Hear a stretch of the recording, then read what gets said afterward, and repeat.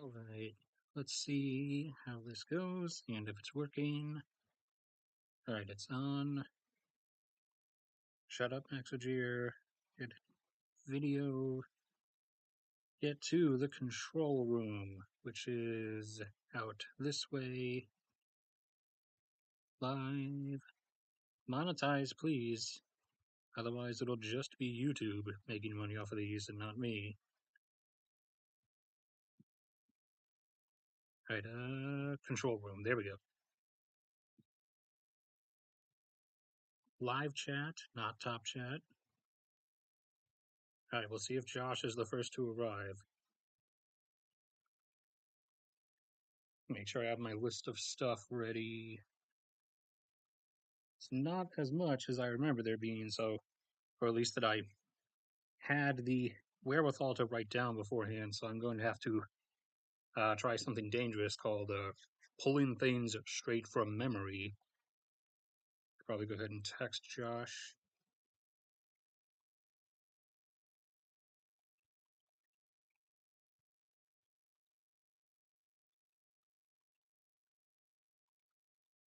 Okay, he might be late again, but he actually gave me a warning this time. Tell him we just started.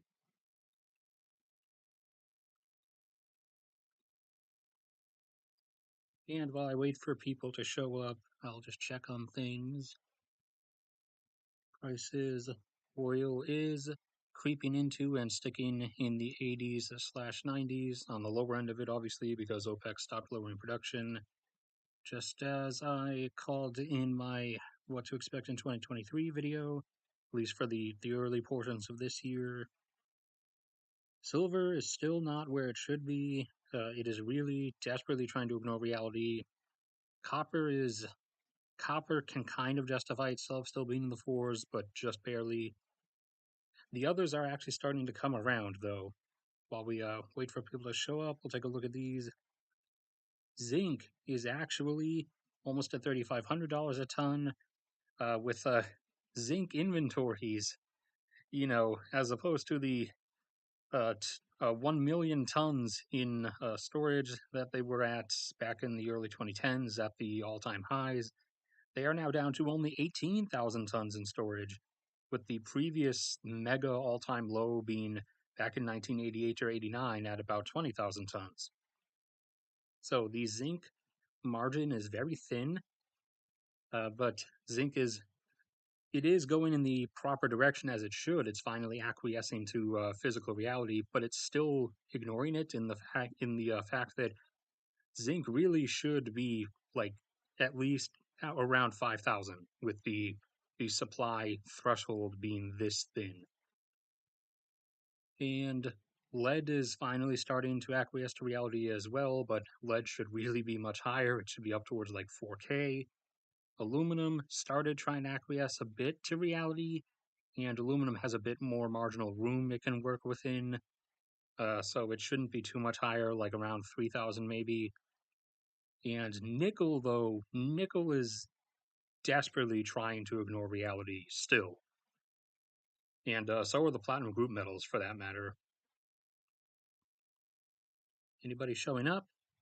Well, 3 people here, nobody speaking yet. Okay, OBS says I have a good bit rate, whereas YouTube said, or was saying, that I have a bit rate of 0. So I'm going to trust OBS because YouTube tends to lie about a lot of things.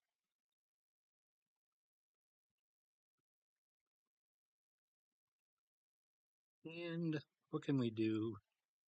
I guess we can also look for images I can use as a backdrop while we're talking about this. What was the one of them I was going to go for? Oh, yeah.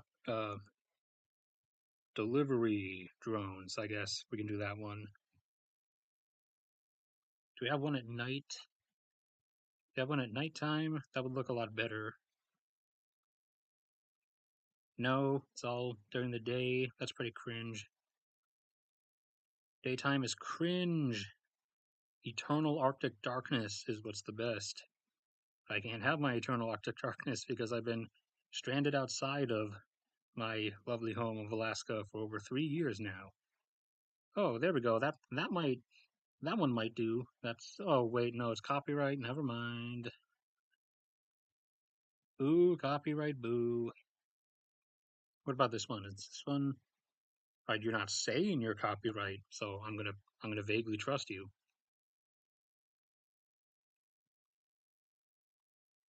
Okay.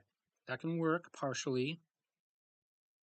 I do at least have my weather set to what it is back up home in Fairbanks, so I can vaguely pretend that I'm home. Hello, Nath. There we go. One person, at least one person speaking. I mean, four people watching or two people. YouTube can't seem to make up its mind on that. I'll give it, I guess, maybe 5 more minutes, and then I'll start for real. Try to look up some other things I can use while I talk about the stuff. Once we get going, that is. Uh, what else should I include in here?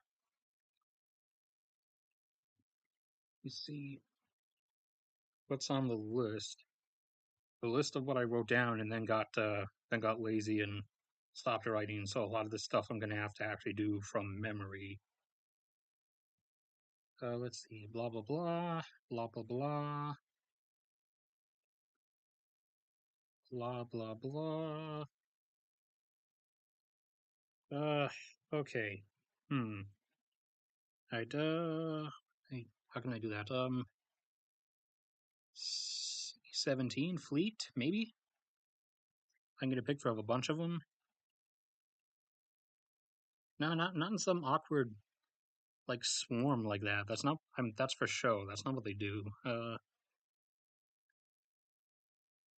Yeah. This one will potentially work. Oh well, no. It specifies a creator. That means it's copyright. This is starting to get old. I mean, come on, guys. I include I include a thing. Well, not in the description of all my videos, but every now and then, like once a year, I include some mentioning that like all of my videos and stuff that I produce can be freely used because I know people are going to do it anyways. So, it, why are you stamping copyright on your stuff? Forgive me. I didn't have time to mute the mic before I sneezed. That one might work. Uh, but have them in like takeoff though. What is this? Why do you guys post stuff like this? Come on.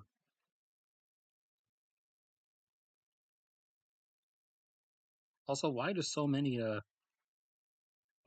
like so many of these pictures are constantly like really blurry and horrible resolution, and there there's no way that should be acceptable because I've tried to like apply for photography jobs based on quality of my photography, and I get no responses or get rejected because I don't have I don't have a photography degree.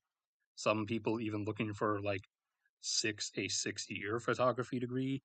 And if some of these like if some of those horrible resolution images you find a lot when you look up stuff on Google for anything, if that's like the quality of stuff you're getting from people who quote unquote have a master's in photography, I think you might want to rethink your hiring strategy.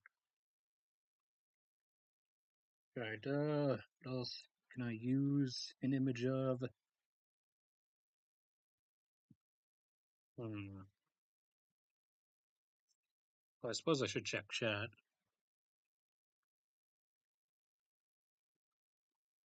Oh, supposedly down to 0 viewers. Awesome.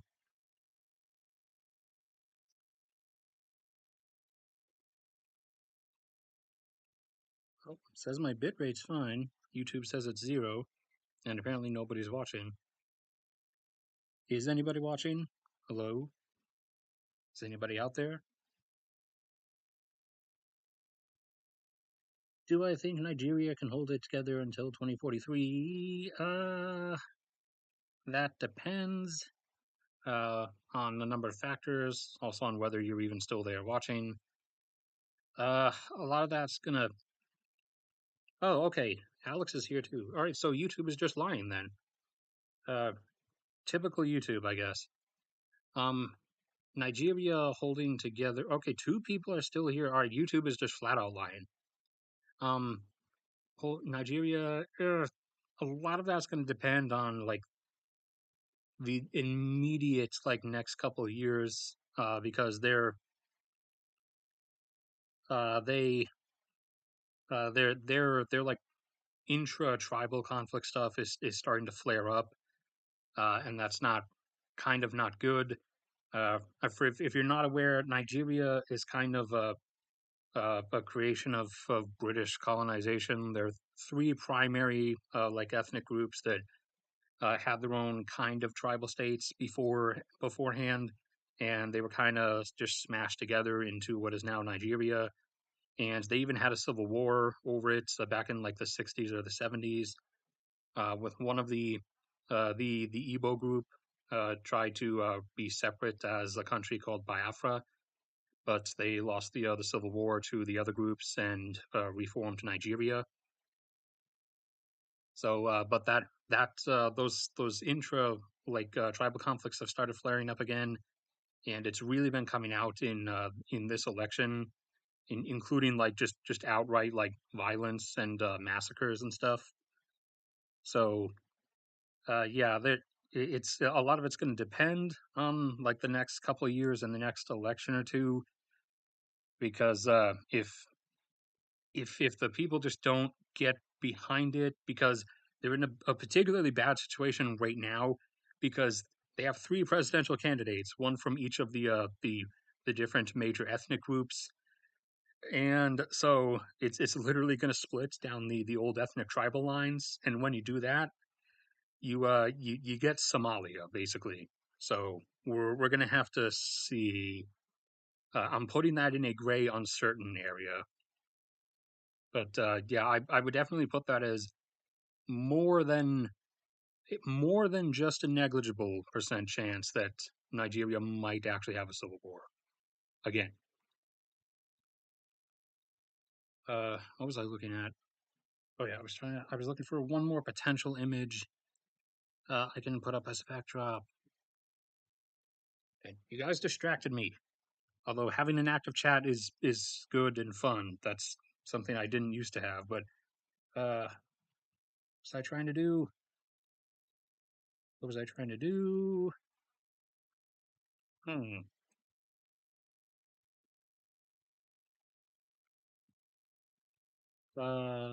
Ooh.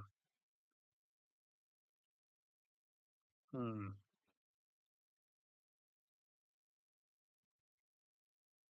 Wait, I'm gonna have to try to recall as we're going, and we'll start in just a minute. Josh finally texted me back. Is he? I mean, all right, he should be on in 10 minutes. So I should not have to police you guys myself if anything actually happens.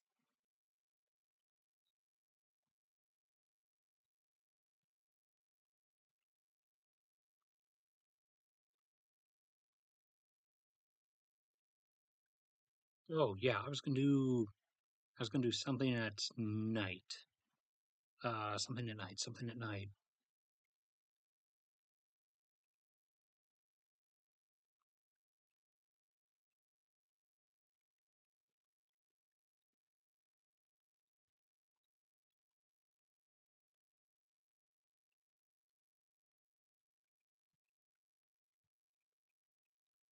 All right. Well, that didn't work out as well as I hoped it would.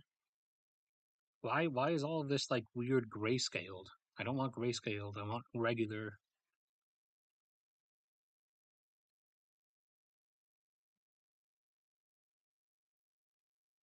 Uh, why won't you cooperate with me?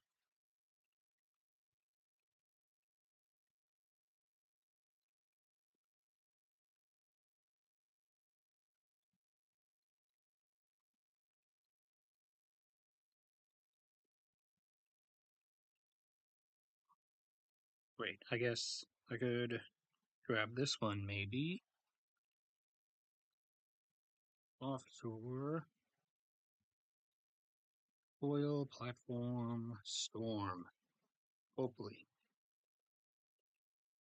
That is those are just waves. That's a really sunny storm you got there. I was looking for an actual storm. Okay, not collapsed. Can't use that one. That's pretty blatantly North Sea. Ooh, this might work. No, it's horrible resolution. See, look at this resolution. This is what supposedly people with photography degrees are getting them. That these are the people I'm getting turned down in favor of.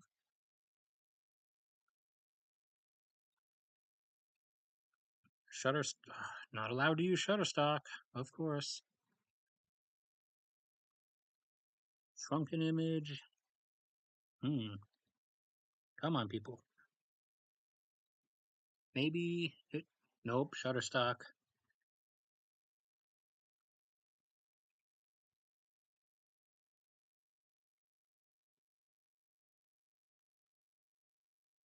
Dang, man, come on. Why are there no good images of anything?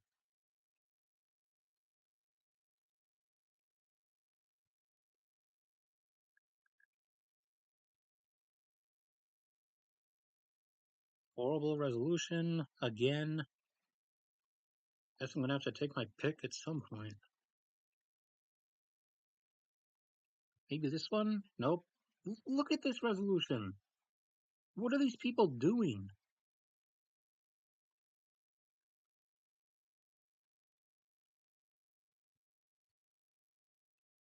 Like, are they really just asking for their quote unquote photography degrees, but not asking for like proof of skill or something?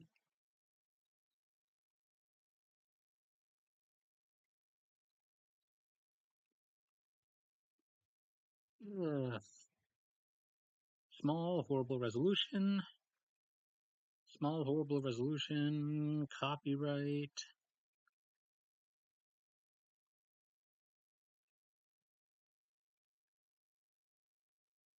Oh, I may. Hold on. There may be. Can I get the larger image if I actually go to the picture?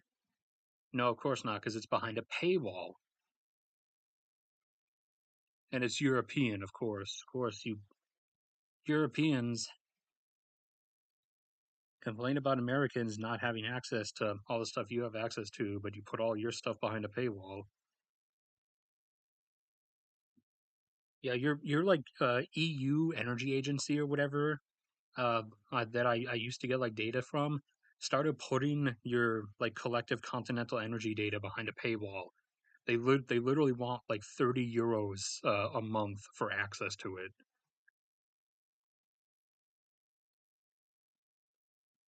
Come on, there's got to be a workable image here. Maybe this one?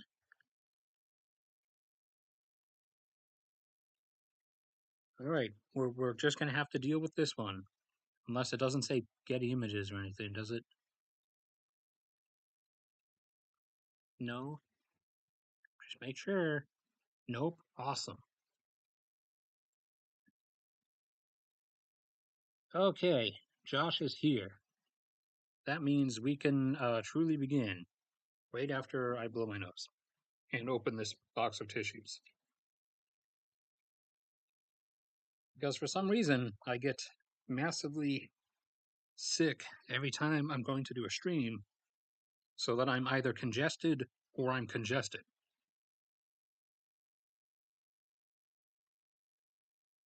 So, 1 second.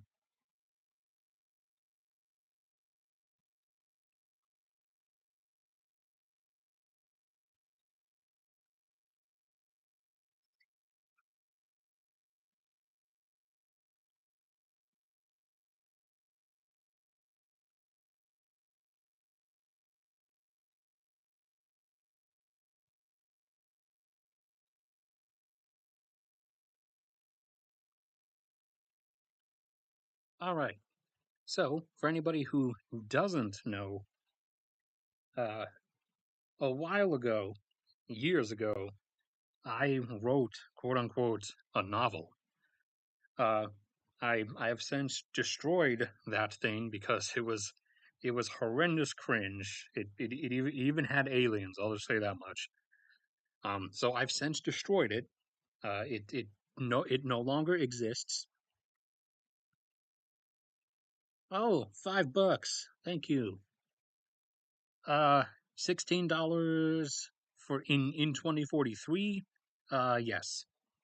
Along with other prices that you'll see.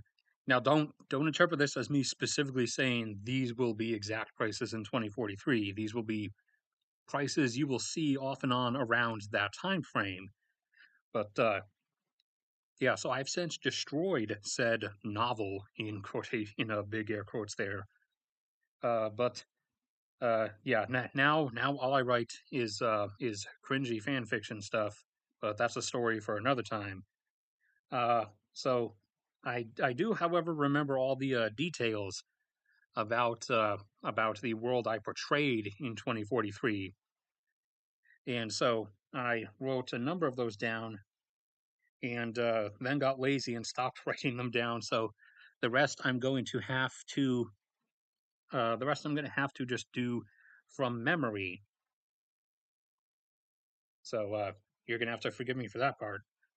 But yeah, so these are aspects of 2043 as I portrayed them, most of which I definitively still will tell you are probably going to be a reality. Not again, not specifically like exactly in 2043, but around that time frame, yeah.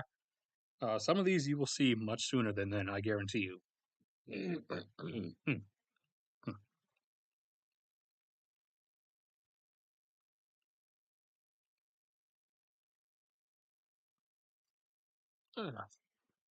Right, give me. Took a chug of water there. Uh, you, with or without inflation, I mean, you could factor it in or out if you want. I mean, if you based on the general average rate over time, that would that would be if you said with inflation, that would be the equivalent of roughly $10 in today's money. So that's still a pretty massive price drop. Uh, in I wasn't specifying with or without when I did this, but anyways, uh, the one of the first things that's noticeable in the now non-existent story, as you follow the first of several characters, is the exorbitantly crowded classrooms in the high school that said first character goes to, now averaging around like 40 students or so, whereas whereas in me and Josh's time when we were in high school back in the late 2000s and 2011 and such, most of them were between like 25 and 30. A few classes on occasion would have like 30 plus, but most of them were like around the upper 20s, sometimes 30. And the most of the teachers were older and recalled times back once you got back to like the 90s and the 80s where it was a lot easier on them. Her classes were only like about 20 kids. At this point, however, the classes are around like 40 kids because uh, 8 people in one of yours. Well, yeah, you in like specialty electives or whatever. If you're in high school, I mean, then yeah, you'll find some that are that low. Like, I mean, again, I went to school in the South, unfortunately. Then I ran away to Alaska. Then 2020 happened eventually, and I lost my job, and now I'm stuck back in the South because I have to live with my family again.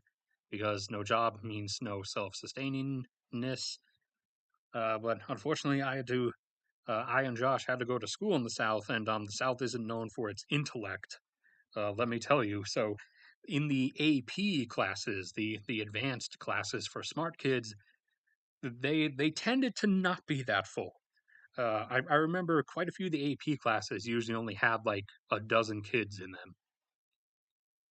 But in 2043, there's an average of like 40 kids in each class. Again, that would also vary with like the region that you live in, a particular area. The area that I grew up in and am now stuck in again is the Charleston area, which is a dense population center. For example, there's about 1 million people in the total Charleston area, about 25 miles by 25 miles. You can basically make it a square.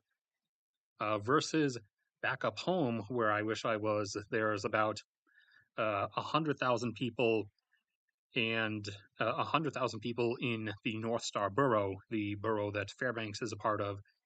And the North Star Borough, my quote unquote county, you could say, back up in Alaska, because we have boroughs instead of counties, is the size of the entire state of South Carolina, but there's only 100,000 people, as opposed to, the tiny Charleston area, which is about the size of just Fairbanks itself, but has 1 million people crammed into it. Granted, back when me and Josh were in high school, that was only quote unquote 800,000 people crammed into it, but the effect was still noticeable. But anyways, yeah, 40 kids per class in this 2043 setting, because the setting, since I was, obviously stuck growing up down here back when I wrote everything, that's where it took place, or where at least two of the main characters' lives took place. And that is because of constantly frozen education budgets, not being increased with inflation, and even being reduced in many aspects, because greater and greater portions of and this isn't just a thing in the U.S. In the future, or even in present day, but more and more portions of government budgets are having to go towards bare minimum infrastructure maintenance from aging stuff that has not been replaced, and also towards increasing military expenditure to make sure that the global system, the global network that most of our countries are a part of, maintains its adequate flow of resources. Part of which we will get to in a second. Uh, another another aspect of this comes out in, and not just as a budgetary thing, but also as a fuel saving measure. Uh, it's noted when he exits school and watches the buses leave that there are fewer buses than there used to be, despite there being more kids, and that is because the bus service has been reduced to, depending on the kind of area you're in, uh, buses bus routes are only available for students who live more than a mile, in some cases more than 2 miles away from the school. Everyone else has to get there on their own somehow.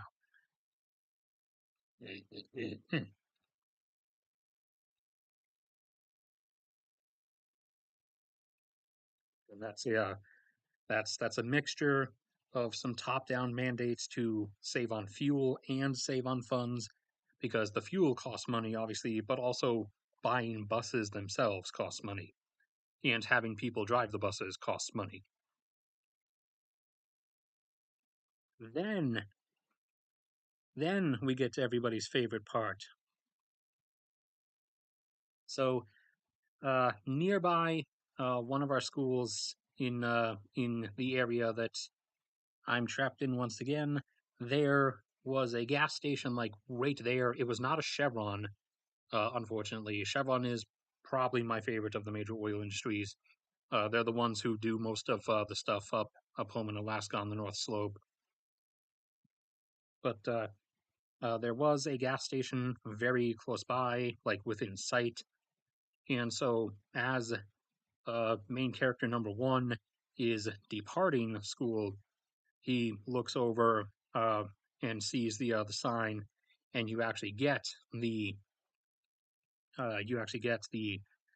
price sign that they didn't have a 4 in this, so I couldn't make it the one that when I was photoshopping it, I couldn't make it the one that I say Photoshop like I used Photoshop. I used MS Paint actually, but I couldn't make it the actual price, which was 1 cent lower.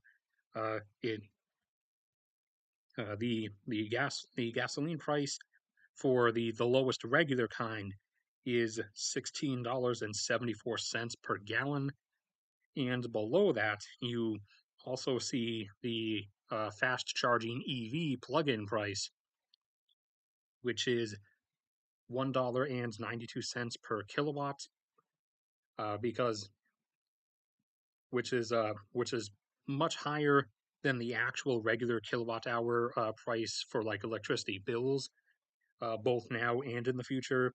And that's because rapid charging EVs, that's emptying out a lot of electricity really fast. So that's a pretty high grid demand. So they already do slash will in the future want to discourage too much of that and want to encourage more slow charging overnight at home instead.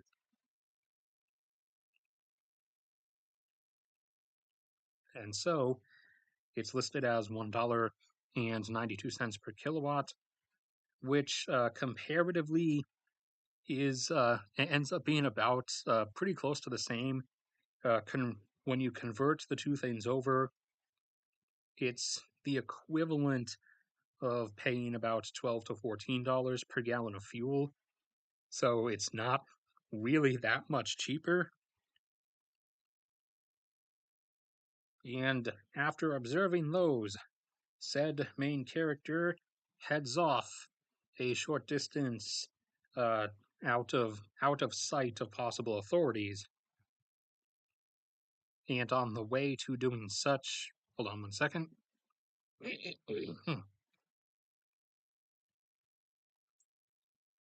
Let me chug some water here.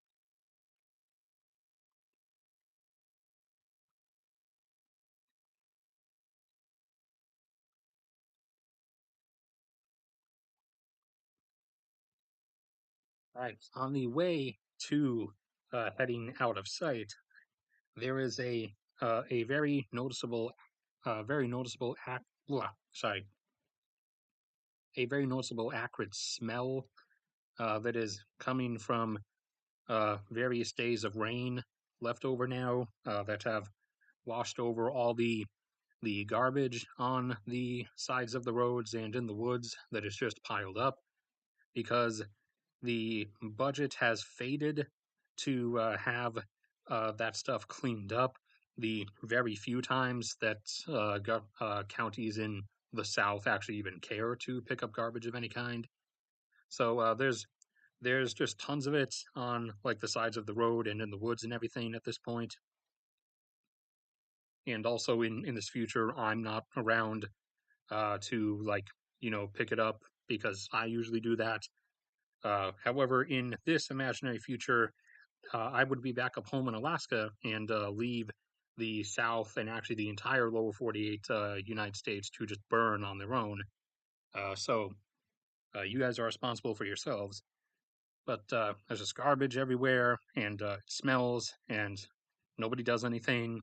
The the state or county like sanitation services don't do anything because they're not getting paid for that. They're only getting paid to pick up garbage cans or to empty the garbage cans in the dump truck. And even in that case, a lot of that service has been restricted to areas of quote unquote worthy property tax contributions. So even that service is getting cut back. And then said main character gets to a spot designated by his dad, and their car arrives on its own to pick him up because his dad is not stupid and doesn't want him having to walk or bike home through this through North Charleston on his own because that he's gonna get shanked or shot or killed or something at some point. because North Charleston is North Charleston. And so he gets in the car, hits the appropriate buttons, and hopes that the cops don't think he's too young to be driving, even though he's not driving. But anyways, the cops wouldn't care anyways because they're under budgeted and have way too many problems to deal with in this decaying future, or just the future that we're heading towards. Since everybody is resorting to doing everything, and so AI car takes him home because this is how long it's taken AI cars to get like reliable enough to where they don't just pull out into oncoming traffic like cringe lord Elon Musk's Teslas do.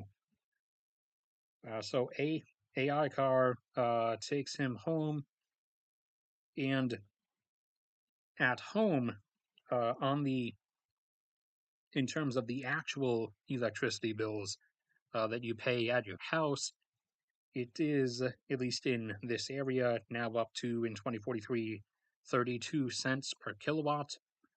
For comparison, most of the time when I was growing up stuck down here, the price was around 10, and it was honestly frozen for a while.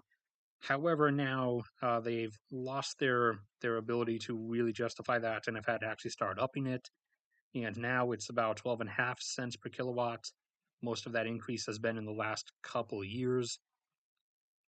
And the funny thing is, they try to get you, at least my parents' electric provider still lists the price as 10 cents per kilowatt as the official rate. But if you go over, they have a section that they labeled like a really long compound word of that they call it like precise precise price calculation based on temporary market conditions, where it then tells you that it's about 12.5 cents per kilowatt.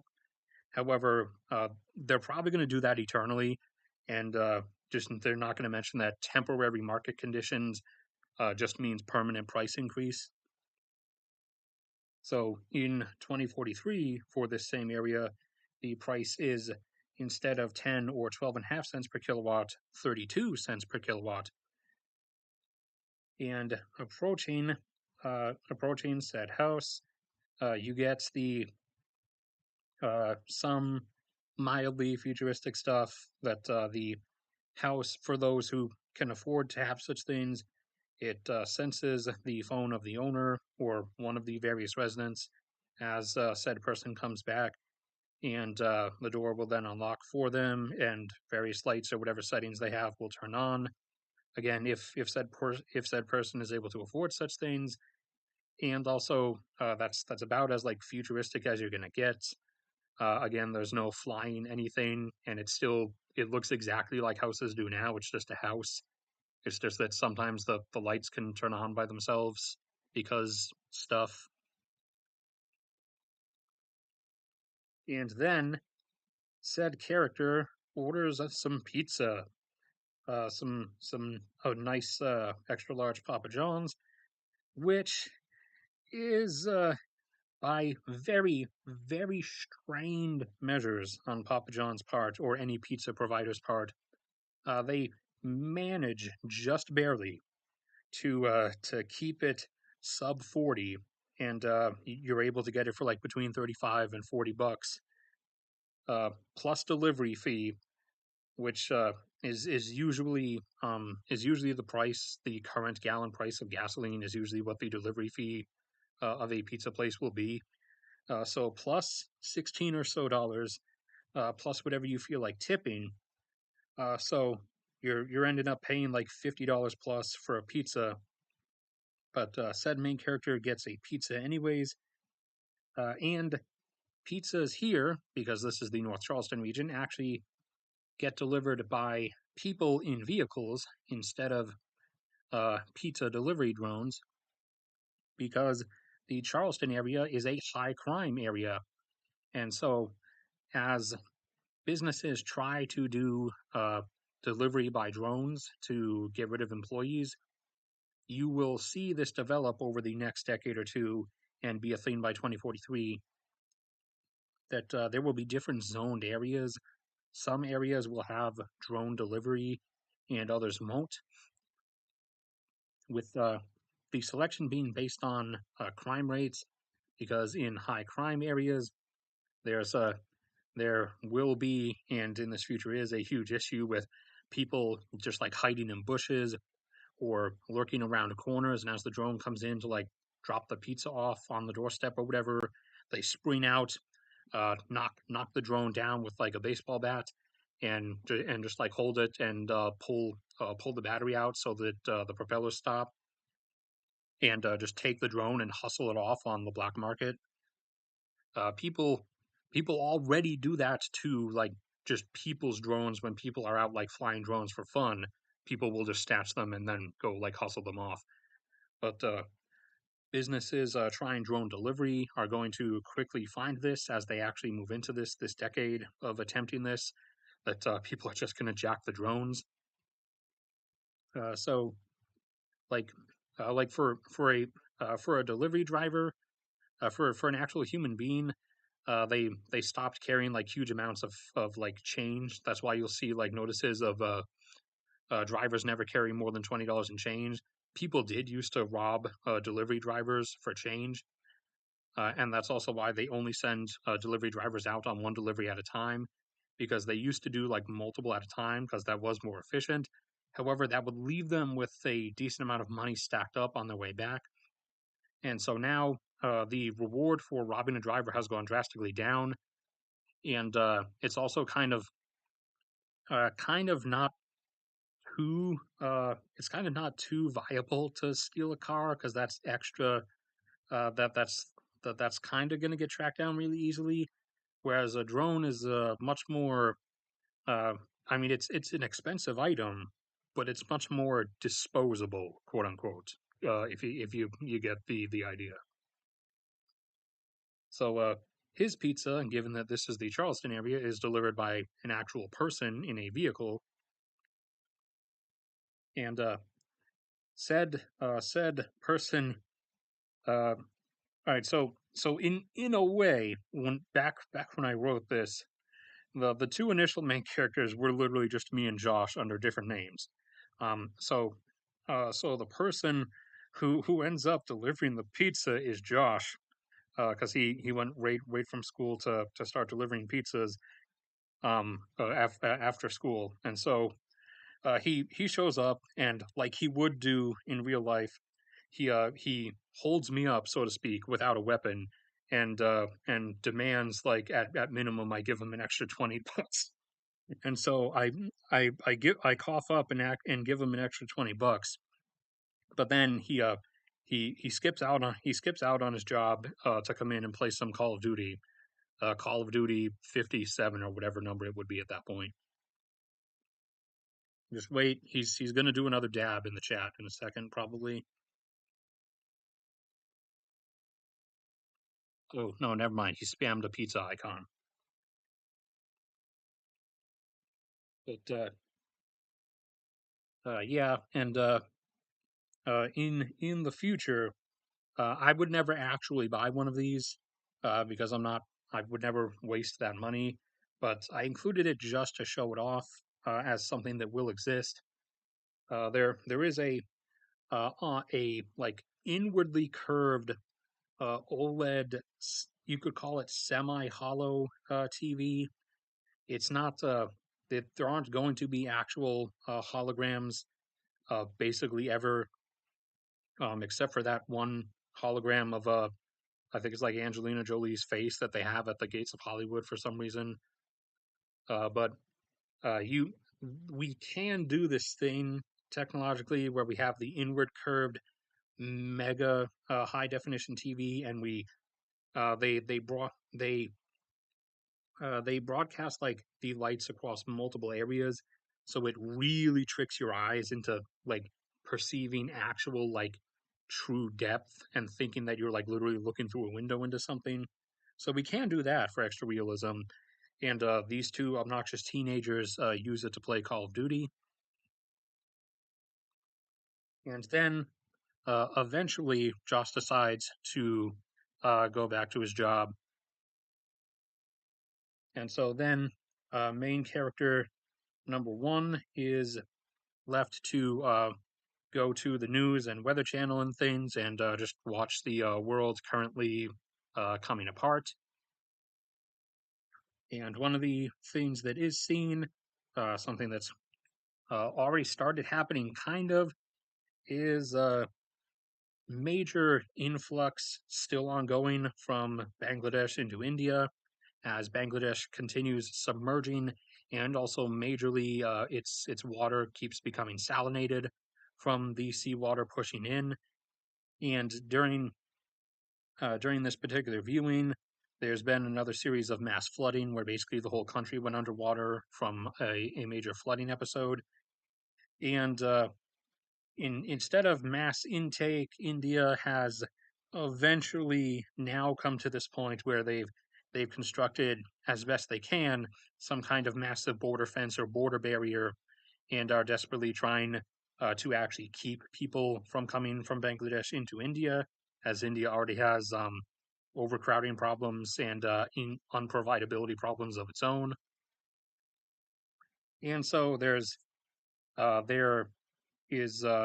mass uproar internationally because there's been some massacres at the border as Bangladeshi refugees have like broken over the fence and Indian troops have kind of opened fire on them a few times in panic, trying to get them to stop coming. And so that has caused a whole international incident, so to speak. And then we cut over to not Josh, really quick, who is who's on his way back to his despised and hated boss that he doesn't want to work for, and he is driving he's driving a vehicle which is has appeared off and on already, but at this point will actually start becoming a thing. And that is a two-seater vehicle, except it's back to back instead of side to side, and that is because due to just sheer size and weight reduction, such a thing could get around 70 to 80 miles a gallon, even without really having any adjustments to it that it wouldn't have room for because of that size reduction. But it still gets around like 70 to 80, and it's not like they're everywhere in 2043, but they have actually started to become a common thing as people are trying to escape $16 a gallon.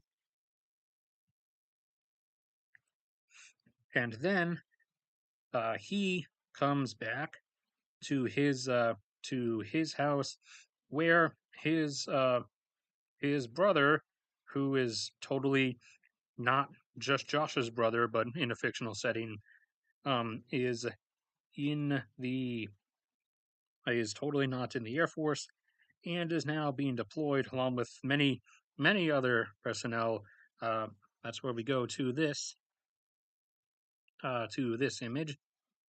There and there's going to be a whole fleet of C-17s leaving tomorrow, carrying more and more stuff over to various positions in the Middle East.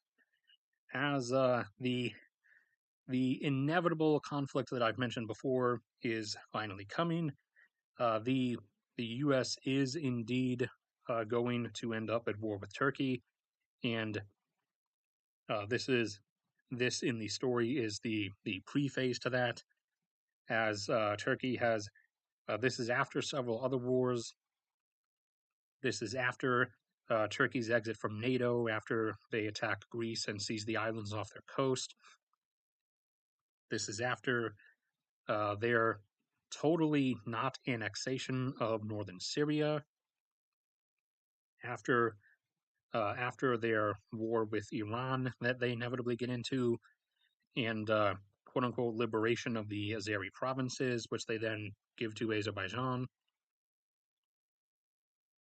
and from which they use as a further staging area to have a decent surround on northern Iraq, where a huge chunk of the remaining high quality, cheap oil is still left, and from which they have now at this point launched an invasion into Iraq and are attempting to seize control over, not for themselves because their own oil demand is not really that high, but in their whole, Ottoman restoration march that they've kind of clearly set their intents on going down already IRL. This is one of their final end games. Is they want control over the directional oil market because, like I said, a lot of oil outside of the Middle East is basically deadlocked regionally. Like Canada's oil, Canada, Colombia, Ecuador, Brazil, and Venezuela, and now Guyana, their oil is deadlocked to the U.S. by regionality. Norway, Algeria, Libya, their oil is deadlocked to Europe. Russia's oil was kind of deadlocked to Europe, but Russia screwed themselves over, and they don't have the capacity to sell all that oil to China.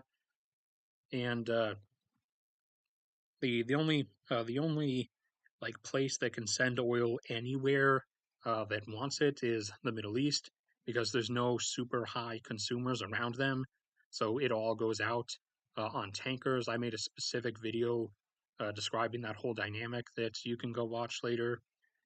But so Turkey eventually will, and now in this 2043 scenario does, want control over the directional oil market as part of the last bit of their Ottoman restoration march. And so the U.S. and associated allies, some NATO countries, plus other usuals like Australia, South Korea, and the like, are intervening against that because uh, they prefer the current arrangement, obviously, and so that's going to lead to a war. And Turkey is still going to go through with it because their series of wins is going to have them on a bit of a self confidence high. But inevitably, they're obviously going to lose this one, but it's still happening anyways.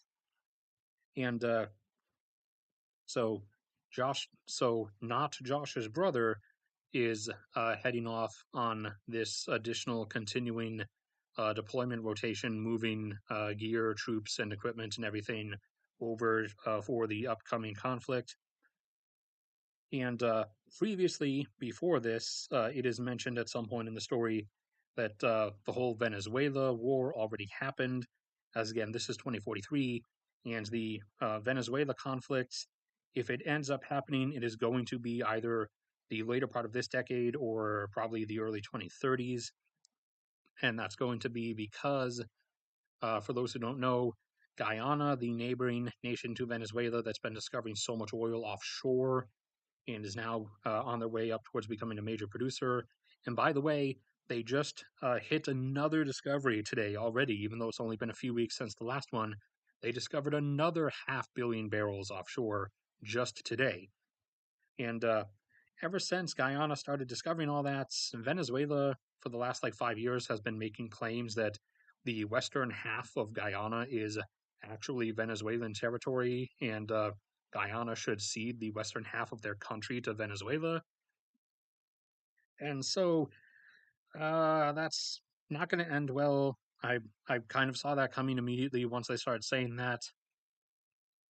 Once as things continue to spiral down from Venezuela, Maduro or whoever takes place after him, if things as they are currently remain so, is going to try to grab Guyana as like a last ditch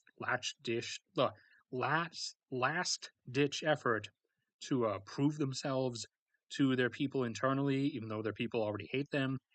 And that's going to draw a military response from the U.S., obviously, which is going to see Venezuela pretty rapidly crushed because Venezuela doesn't really have a military.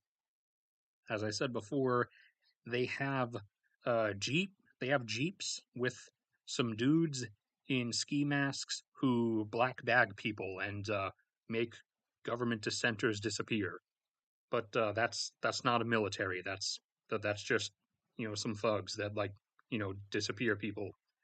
Like on paper, Venezuela has a few fighter jets. They have a dozen fighter jets, but their military budget is only a couple $100 million, and for the number of troops they supposedly have, and supposedly having a dozen or so modern fighter jets, and the number of like tanks and APCs they supposedly have, the numbers don't add up. So in all likelihood, they have those things, but they wouldn't work if they tried to turn them on. They probably don't have ammunition for them, and so what they do have is what Russia has resorted to by this point in their war, which is a bunch of guys with some AKs. Which in modern warfare or anything since World War One, that doesn't work. That only works if you're literally if you're really really willing to sacrifice all of them, and if your enemy is actually capable of like running out of ammunition and capability, which Venezuela versus the U.S. That's not how that's going to happen. So Venezuela's going to drop and insert new regime here, and that in reality, like the ultimate goal from the U.S.'s angle is to regime change Venezuela to get someone stable in there who will then restore Venezuela's oil production back up to at least the 3 million barrels per day that they're capable of, uh, pro- preferably higher, like going all in on the Orinoco Belt and stuff. But the U.S. has kind of lingered around on that, not really wanting to touch it for a while. However, uh, Maduro going through his whole crazy claiming the entire western half of Guyana belongs to him thing is kind of like a lucky excuse, basically, that you could say. Like whoever comes up with like the stratagems and stuff in the Pentagon and in the Joint Staff has probably was probably meandering around things for a while, wondering like how are we gonna come about getting this done. And then Maduro just comes out and says, "Oh, by the way, the entire half of this country next to me, it actually belongs to me." And then those in the top brass are like, "Oh, thanks. That works. Just we'll just wait for you to actually act on that and do something stupid." And so this is 2043. So that has already happened. That is said and done, along with Turkey's prior wars and along with several other things. Like eventually, during a bad drought for themselves, Ethiopia held back water in the dam along the Nile, and Egypt eventually just said, "All right, that's it." And they sent some F-16s with some extended range tanks, some extended range fuel tanks, sent them down over Sudan, across the border, bombed the dam, and came back.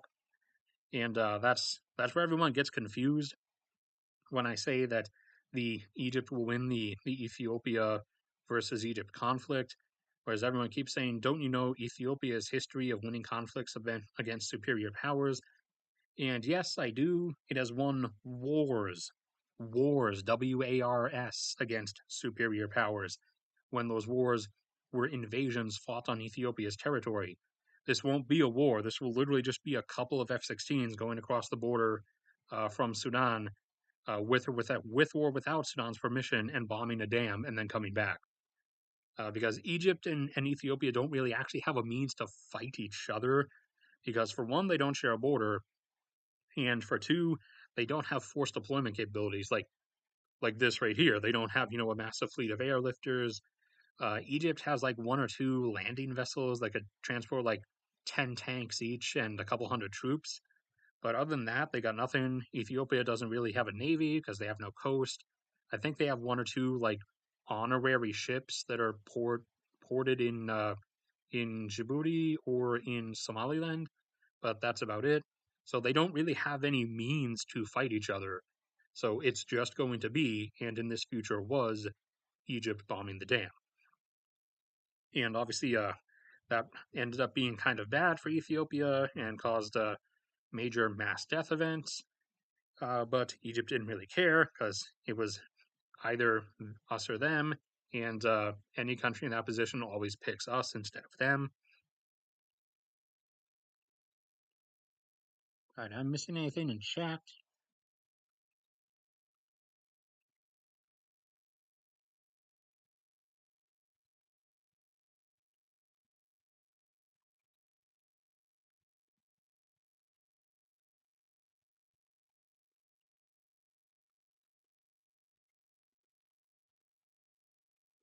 Uni- Universal basic income from what?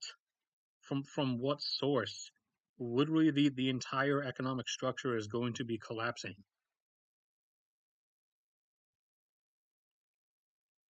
Probably shouldn't linger on this too long before I get copyright claimed for it. And what was I gonna say?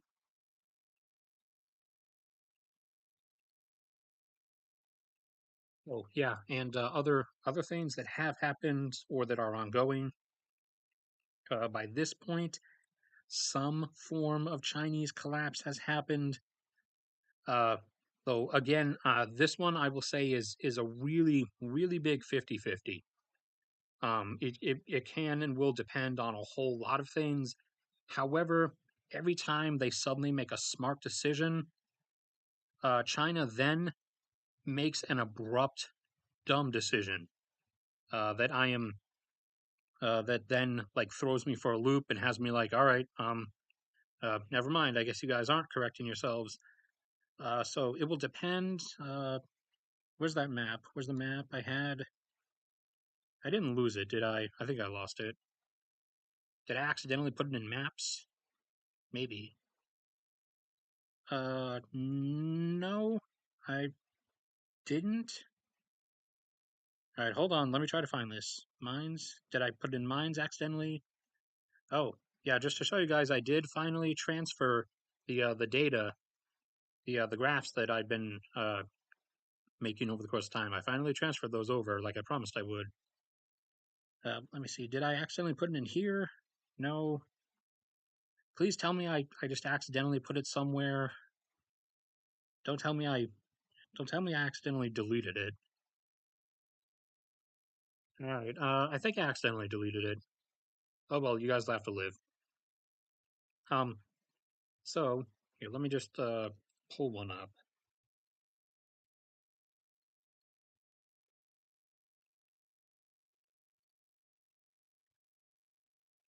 How high definition is this? High enough to work. Nope. Getty Images can't have that on screen. That's copyright. About you. Are you Getty Images? No. Excellent. Okay. So despite, like I said, with people and the whole Russia splitting into 20 different countries thing, that's not going to happen. That's not how it works. In reality, for Russia specifically, you would most likely see something pretty close to this. Actually, you will most likely see something pretty close to this because Russia falling apart is actually happening. China is still uncertain. However, they keep pushing it further and further in that direction. Okay, that's too far of a zoom. However, everyone also keeps making stupid maps that show like literally just every province becomes a country when that's not how it would happen. What would happen is Tibet would be free as it should be. Xinjiang, or in reality, Uyghurstan, would break off as well. Some parts of Inner Mongolia would probably take the parts that actually have a Mongolian population, which is actually not all of Inner Mongolia. It's this bit here and up through here, whereas this bit here, not really, and these bits here and down here, not really. And then this part of Qinghai also is part of Tibet technically. So then this arm up through here and then down into this, plus this reach up here, this would remain as a unified chunk and would become China afterwards, along with Taiwan staying separate out there and Hong Kong becoming basically like a Singapore-esque city-state.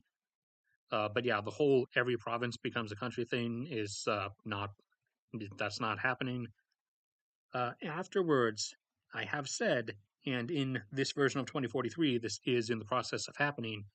After a breakup of sorts, whatever new government comes to power in Beijing, whether it's the CCP re-rising, whether it's a new elected government, whether it's a new totalitarian government that's not elected but is not communist, even though the CCP isn't really communist anymore, whatever new government comes to power, they would let Tibet go. They would ignore that.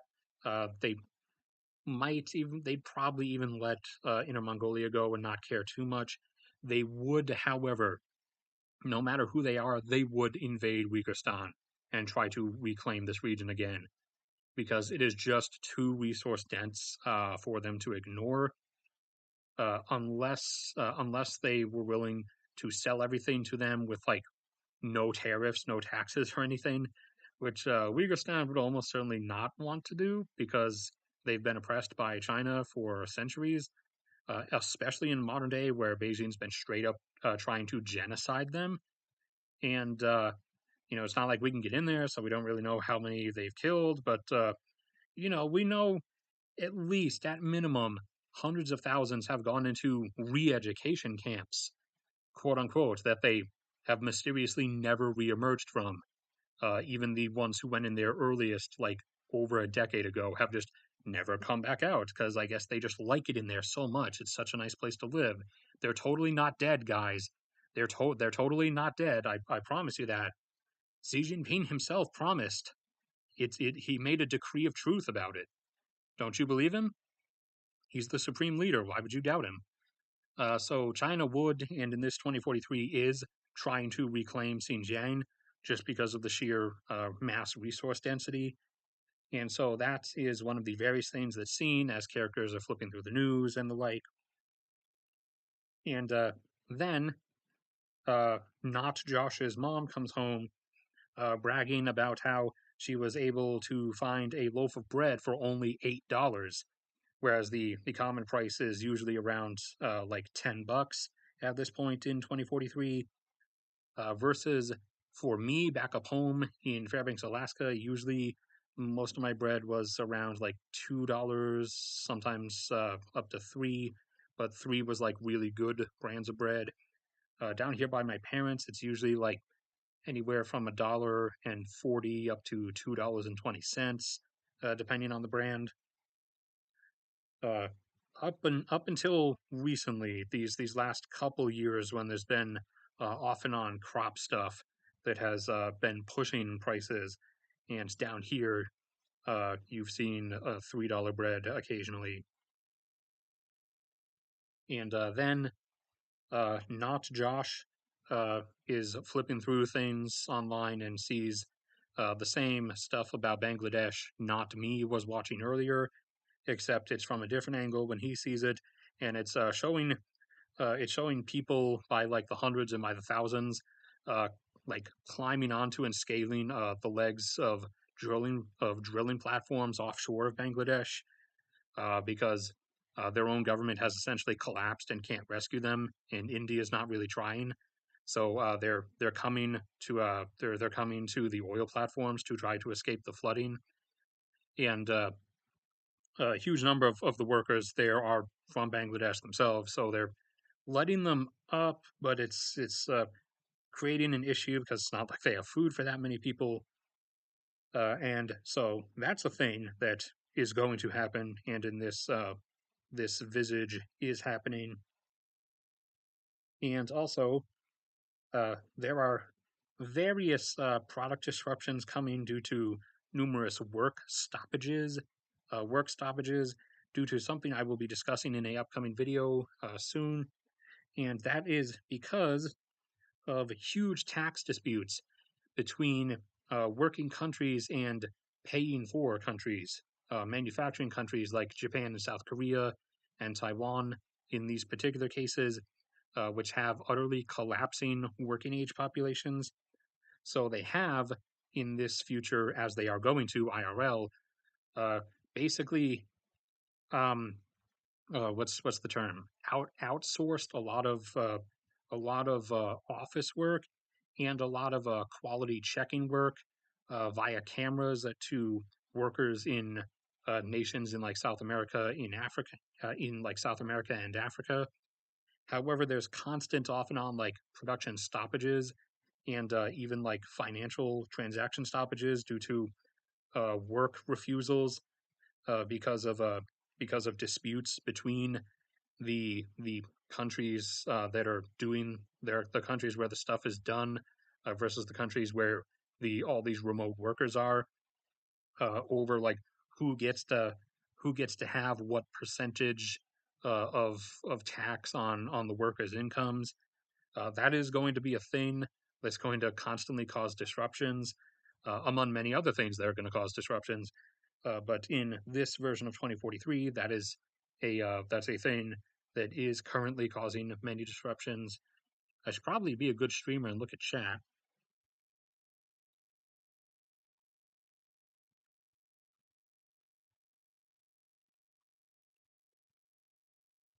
NFT trade? Yeah, sure.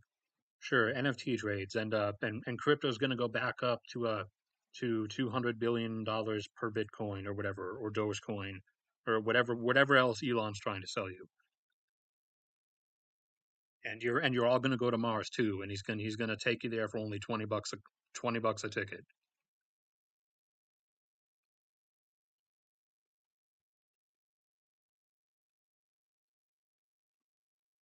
What else do we have?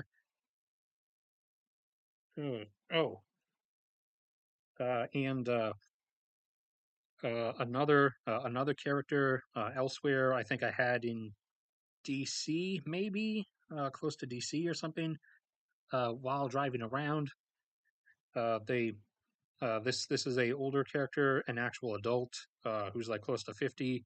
So they remember things as far back as the 90s, and things are noticeably darker as quite as a lot of a lot of businesses and stuff now go like the extra length to shut off lights and appliances and everything in like any and every room that's not being used. And many buildings that used to have lights on like all nights, particularly outside lights, don't even do that anymore as a cost slash energy saving method, or saving cost by means of energy saving. And a lot of and in order also to avoid too much waste on AC and or heating.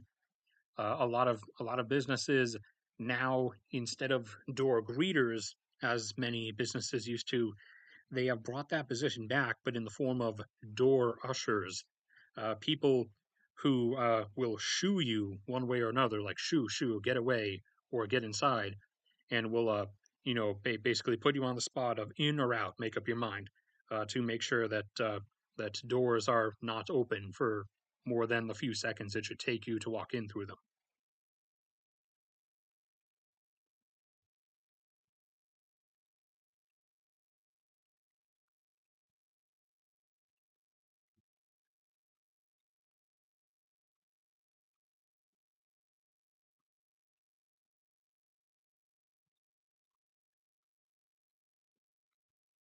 And who's gone?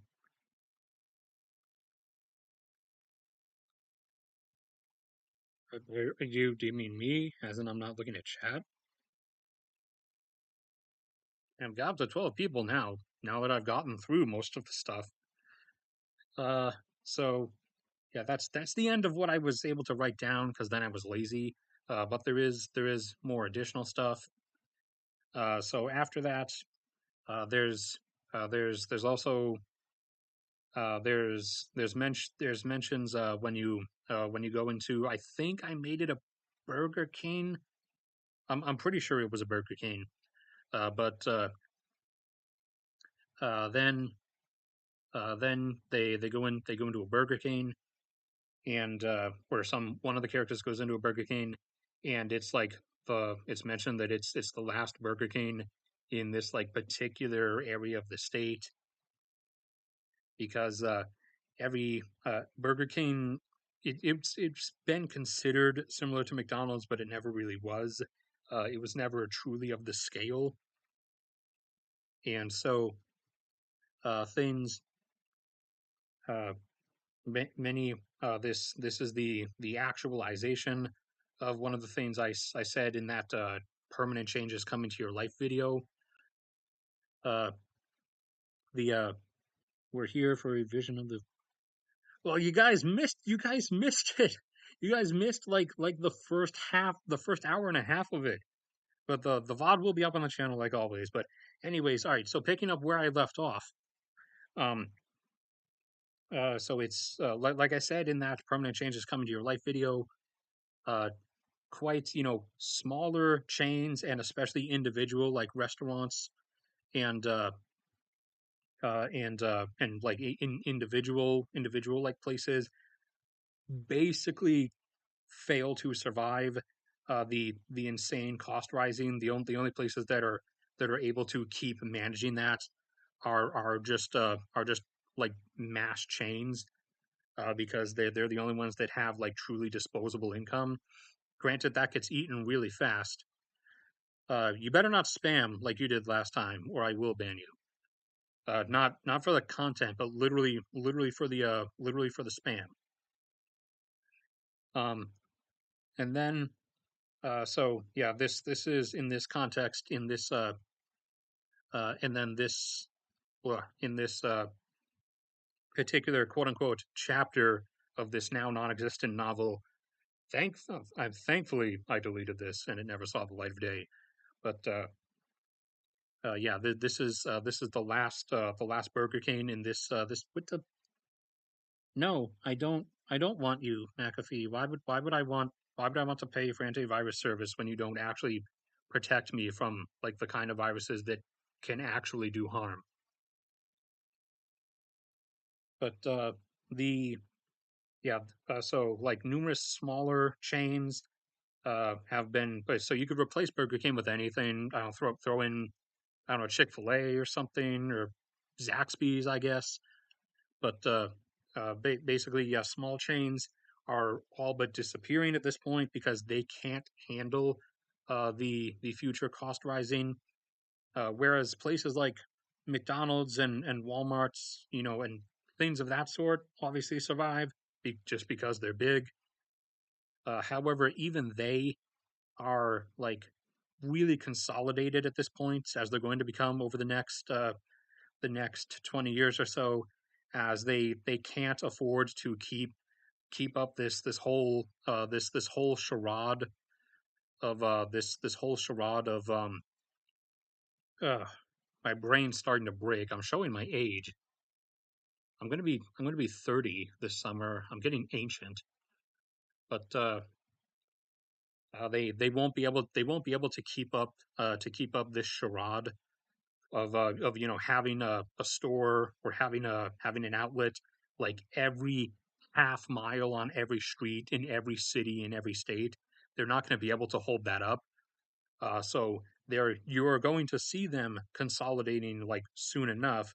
But this is in 2043, so they have already massively consolidated. So now there's no longer like 50 Walmarts in every town. Now there's like one or two, and there's no longer like a McDonald's every 500 feet on every street. And there's basically there's like one or two per city now. And that's a thing. And what else was there? All right, I've reached the end of the list that I wrote down because I was lazy. So forgive me. I'm having to draw from memory here.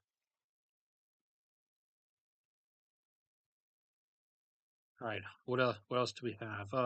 From that particular character in DC, what did we have? Uh,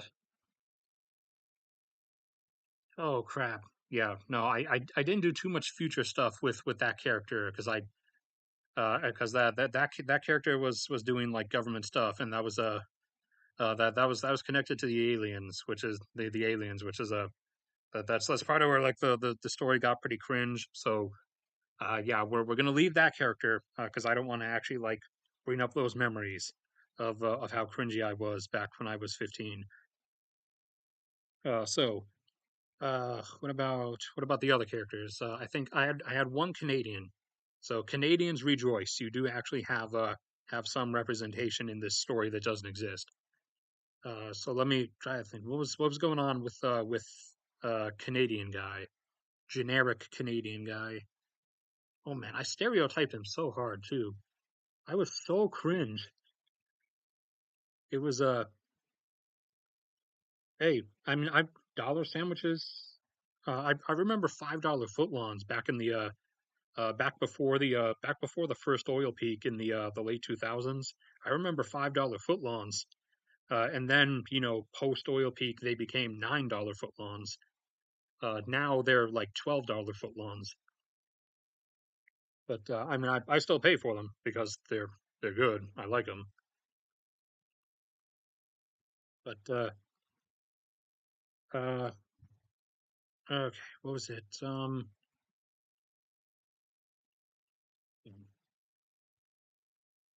Wayne, okay. I'm sorry. I'm sorry, Canada. I'm forgetting you guys. What was going on? What did I have going on in Canada? Oh man. Okay. I remember. I remember. Someone. Oh yeah. I think. Okay. No, I'm not going to go in that part. That was cringe. Okay. No cringe. I don't do cringe. Cringe is not allowed here. So I'm not going to bring that up. And what else was going on? Oh yeah. Someone. See, he also. He also goes to a place. A fast food place like McDonald's or something, and the cheapest thing, the cheapest thing I think is like $22 at that point. So so yeah, that I remember that much. But uh, what else did I have going on in Canada? Dang man, I really can't remember. I guess Canada is just being forgettable. Oh, oh, wrecked. Sorry, guys. You have a cool flag, but sometimes you guys don't make right decisions. So you don't have the coolest flag. The coolest national flag is actually the state flag of Alaska, and I will fight you on that. It is better than any other state flag and better than any country's flag, and I will physically fight you on that. But uh, you guys in Canada do have a cool flag. I put it in definitely in the top 10, maybe top 5, but I'm not sure about the second part.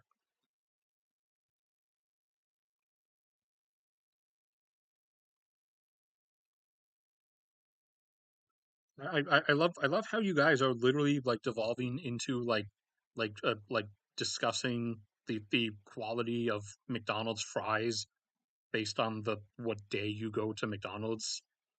Is that what my chat has become? Is that who I am now? Is that what I inspire in you guys? What day are McDonald's fries the least soggy?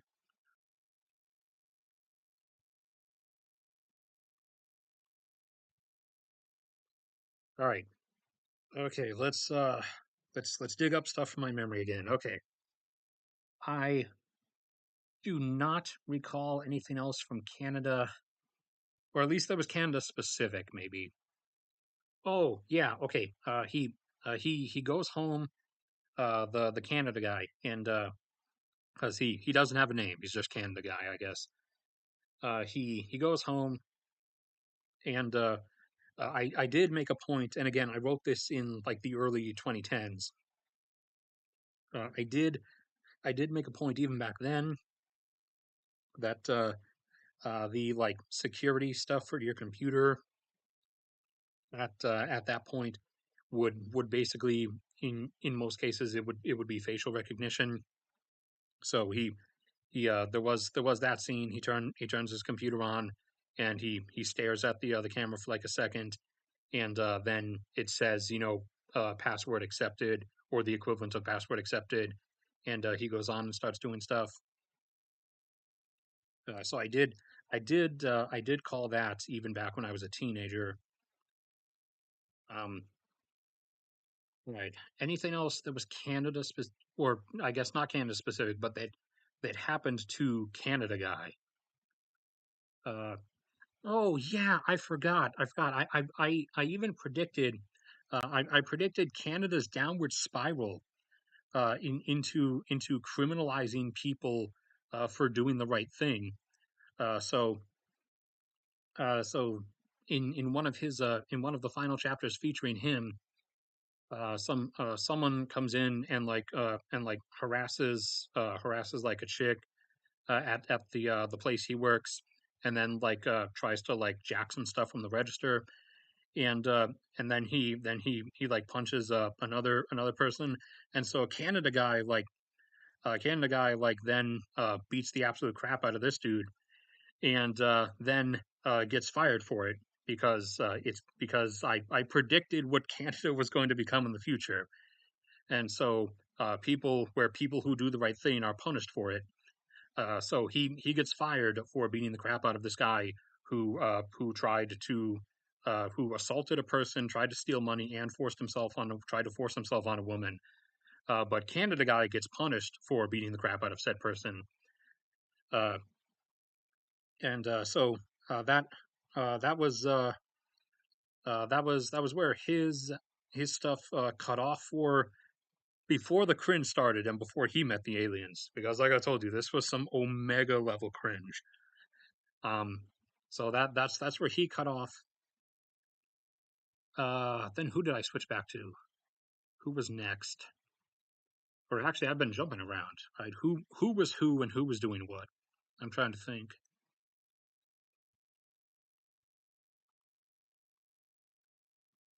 Oh yeah, I even predicted at as a teenager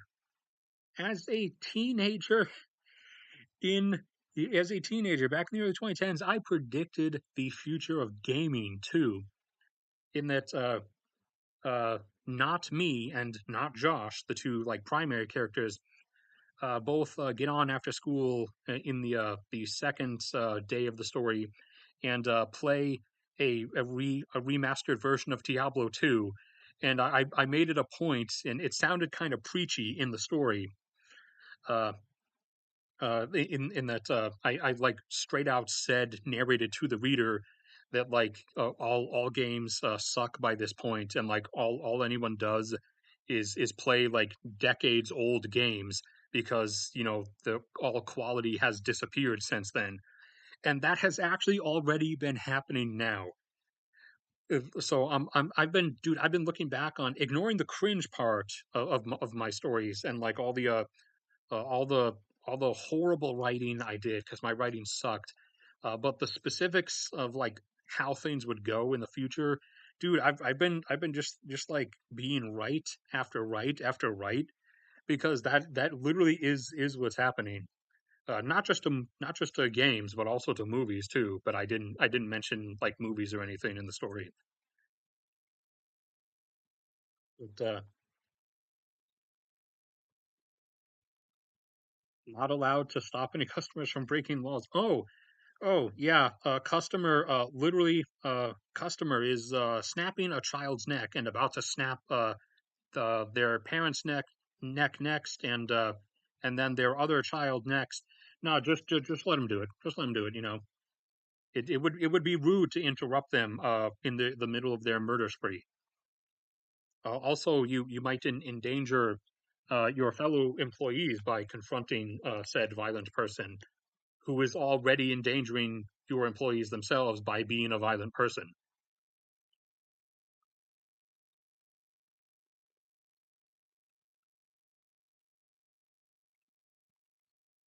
And so yeah, the entertainment quality degradation, I called that without even really like realizing it because I kind of okay, I promise I kind of meant it as a cheeky joke at the time, but now looking back, I'm like, Dang, man, I should just keep going back to this old cringy story and consulting it for like a guide to the future.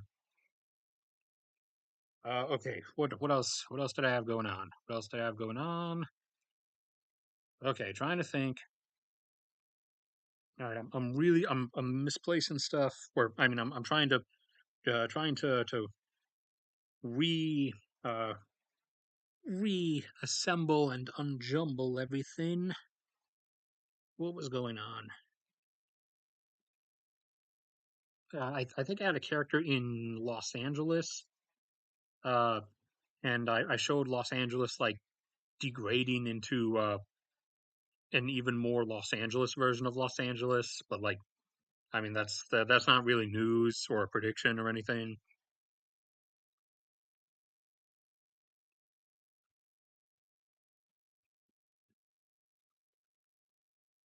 Right?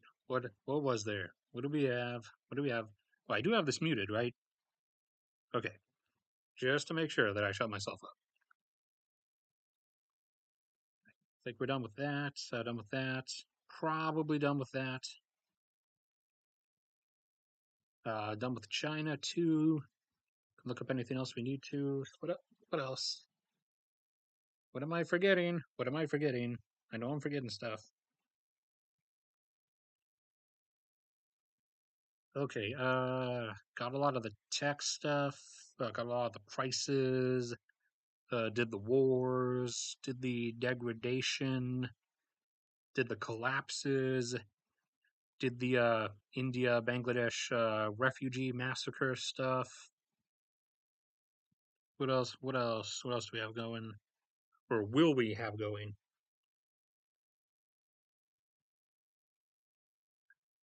Okay, I can't.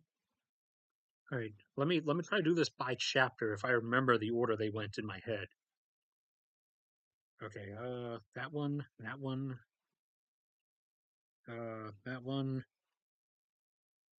Canada, LA, DC, Canada, Mike and Josh, LA, Canada, DC.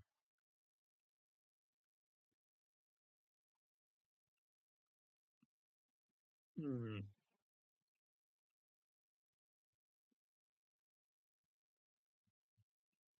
But I think that might have been about it. So from here on out, I will have to try. I'm just gonna pull things like from my head of things that I have now like come up with now ever since I've actually started like doing this stuff that I foresee for the 2043 general time frame. As one is probably aware, I have already made a specific video about this. Go to videos. I have to go down a bit to find it.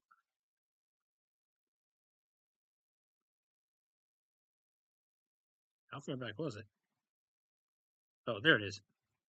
Economic growth will come to a grinding halt by around 2040 because the things that fueled it are not going to be around anymore. That's also the factors behind something I'm going to make a video on specifically called uh, there isn't going to be a next China because that's a common question slash quote that I see brought up a lot is like is India the next China? Is Nigeria the next China, or is it the China of Africa? Them usually referring to like a massive, like incalculable economic super rise. And the answer is no, because there is no next China, because the conditions that allowed China's mega super rise are no longer existent. Those were those were exceedingly cheap material costs that prevailed up until the mid to late 2000s, and the fact that China was able to draw in so much business from companies and manufacturing firms via having cheap indescript labor and via its people at the time through the 80s and 90s and early 2000s, not having a a sense of like dignity and desire for like rights and working standards. Whereas in China's case, they do now, and also they want real money now. And also, uh, other countries that could potentially have done that are already at that point of also not really being willing to allow like the same kind of human herd treatment that China allowed for factory workers back then. So you can't come at things from that angle anymore. And also, uh, capital is not as free flowing as it was back then. A lot of countries have now gotten really reshoring and protective of flow of financial assets. So that's like complete free flowing market capital that was able to just like flood places previously is not so lenient anymore. And that's combined with various other things. The other factors mentioned is compounding to a point where there's not going to be a next China, and also there's not really going to be any more legitimate economic growth beyond 2040. I think I've specified specifically before that global GDP will go up into the 100s, but its a big arc that it will pass under and almost certainly not exceed is probably around 120. It almost certainly won't go beyond that.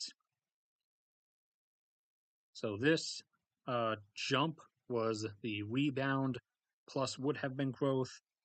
The rough calculations for 22 are in, and it looks like it came in the global GDP total at somewhere between 98 and 99. So this lunge was not the pattern that we're going to be following. That was the post-COVID mega upsurge. You can already see the pattern starting to curve off, having brief jumps and then curving off. So it is already heading up its sort of bell curve arch, which will be somewhere in between 100 and 120, most likely closer to 120 than where it is now, at least. It will go over 100, but it's almost, again, almost certainly not going to make it past 120 on the global scale.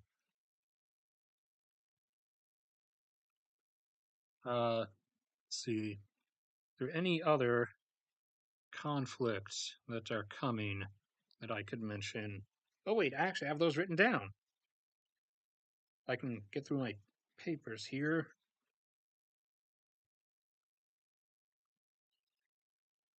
Okay, we're outside of the, again, like I said, we're outside of the former novel that I mentioned that I deleted from existence. Now we are just looking at generic stuff for the general time period of 2043 that I have sort of envisioned now, or things that will have happened by then. Uh, there are there are a number of other conflicts that may or may not occur by then. One of the most likely is China attempting to invade Taiwan under, the government's general statement will be, reuniting a rebellious province back to the mainland. In reality, it's a an attempt to regain imperial glory, just like Russia going into Ukraine, and also with goals of having a Pacific naval further outreach. And also, as things continue to deteriorate inside China, as new factors of which have just emerged, um, it will be the CCP trying desperately to get a win of some kind in the people's minds. Um, but for those who don't know, we'll go back to our China map here. Over the last number of weeks, China has been experiencing major blackouts, and this is the worst part, in the northern provinces, heating outages. People are literally freezing to death because of a lack of heat provision. Because under the whole zero COVID policy stuff that Beijing was hammering them with, it was up to the provinces to like carry that out, and it turns out they were spending their entire budgets on it. And one of the ways they saved money to do that was they did not buy and store up as much natural gas and other fuels for their power plants and their heating systems before this time period. And so now they're out and, also out of money to buy them with. And so there are huge gaps in the network where there's no available gas for heating and nothing for the power plants. So they are undergoing mass blackouts and mass hypothermia, freeze to death episodes in various places, especially in the northern provinces. So, quote unquote, Beijing stepped out of one problem. However, there's just another one, which is caused by their ineptitude with the previous one. So, yeah, China is I mean, every chance they get to try to prove to me that they're actually intelligent and they're going to learn from their mistakes and not keep trying to cripple themselves. They just keep heel turning over and over again and going into another thing. So, like I said, China falling apart is not like Russia falling apart. That Russia's sealed its fate already. China is still like a 50-50. They can still pull out of it. However, they keep making it clear that they're not going to. They keep doing is like changing their approach to how they want to bring about their own destruction. Taiwan will be the final coffin, however. As I've discussed before, for one, naval invasions are impossible to begin with. D-Day succeeded because, for one, when we did D-Day, the English Channel is very narrow. It did not take very long to cross it. Also, B, the weather was really good. Also, C, back then, all that existed was artillery. So that wasn't the most accurate, but all that could happen is you could be shelled from the shore with artillery, which doesn't really work too well against moving targets. This, however, is the age of precision guided munitions, of missiles. And so that's going to be fun attempting that invasion, China, isn't it? Also, this gap is over 6 times the gap that had to be crossed on D-Day. So yeah, that's going to be interesting. If they did it in fall, which is when they have to do it in fall, if they really even want to think they're going to succeed, which they won't, it's still going to fail. But if they want to think they're going to succeed, they have to do it in fall, because in fall the waters in the Taiwan Strait are the calmest and would make the transit only about 6 to 7 hours. 6 to 7 hours of being just free targets in the water to be massacred. And if they don't do it in the fall, if they do it in other times of the year, the waters tend to be rough, and that crossing would be 10 to 12 hours of just being hammerable.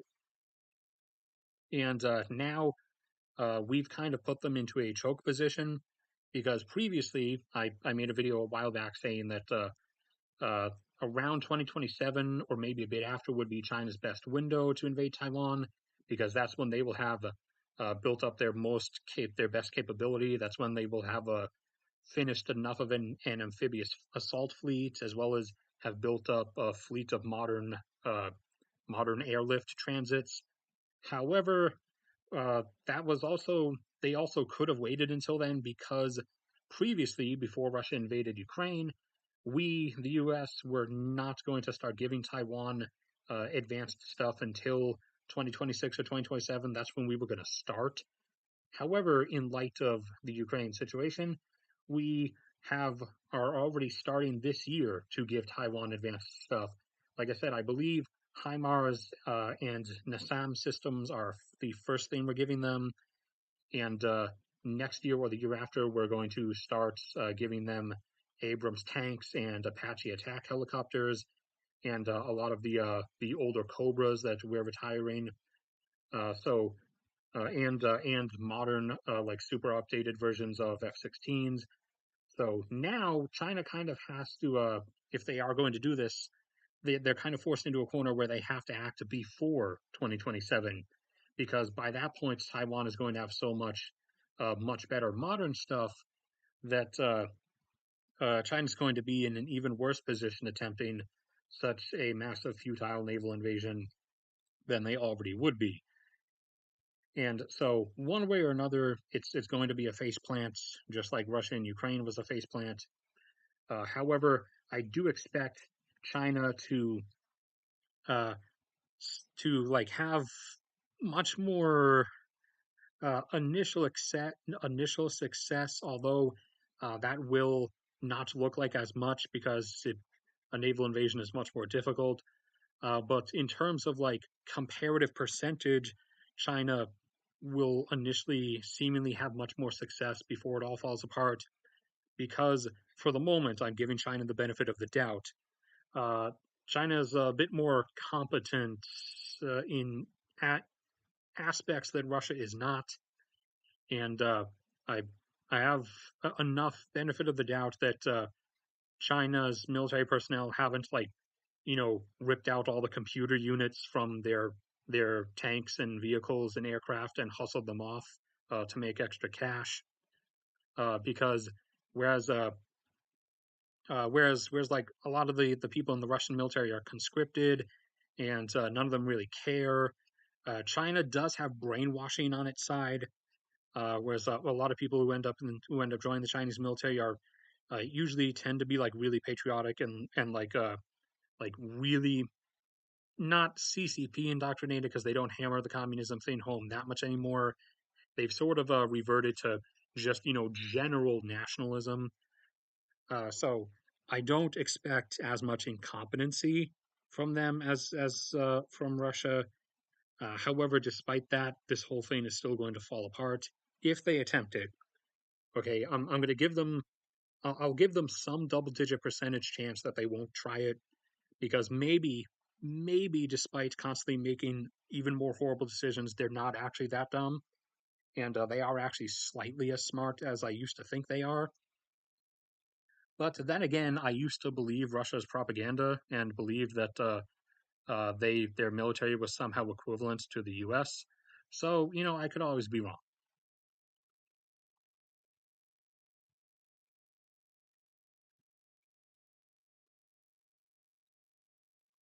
89. No, Taiwan's been separate since the end of the Civil War. That was back in 49. 89 Tank Man was in 89. Uh, the graphs sky's the limit. No. I'm going to assume that's a joke. Hopefully, on your part.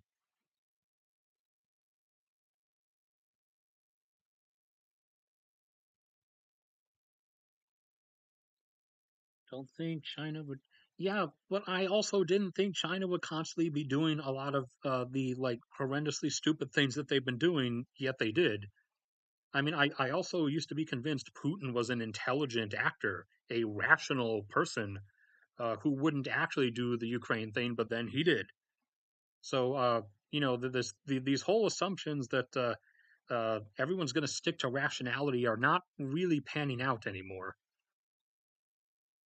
People are kind of reverting back to more primitive, just me want me grab kind of impulses.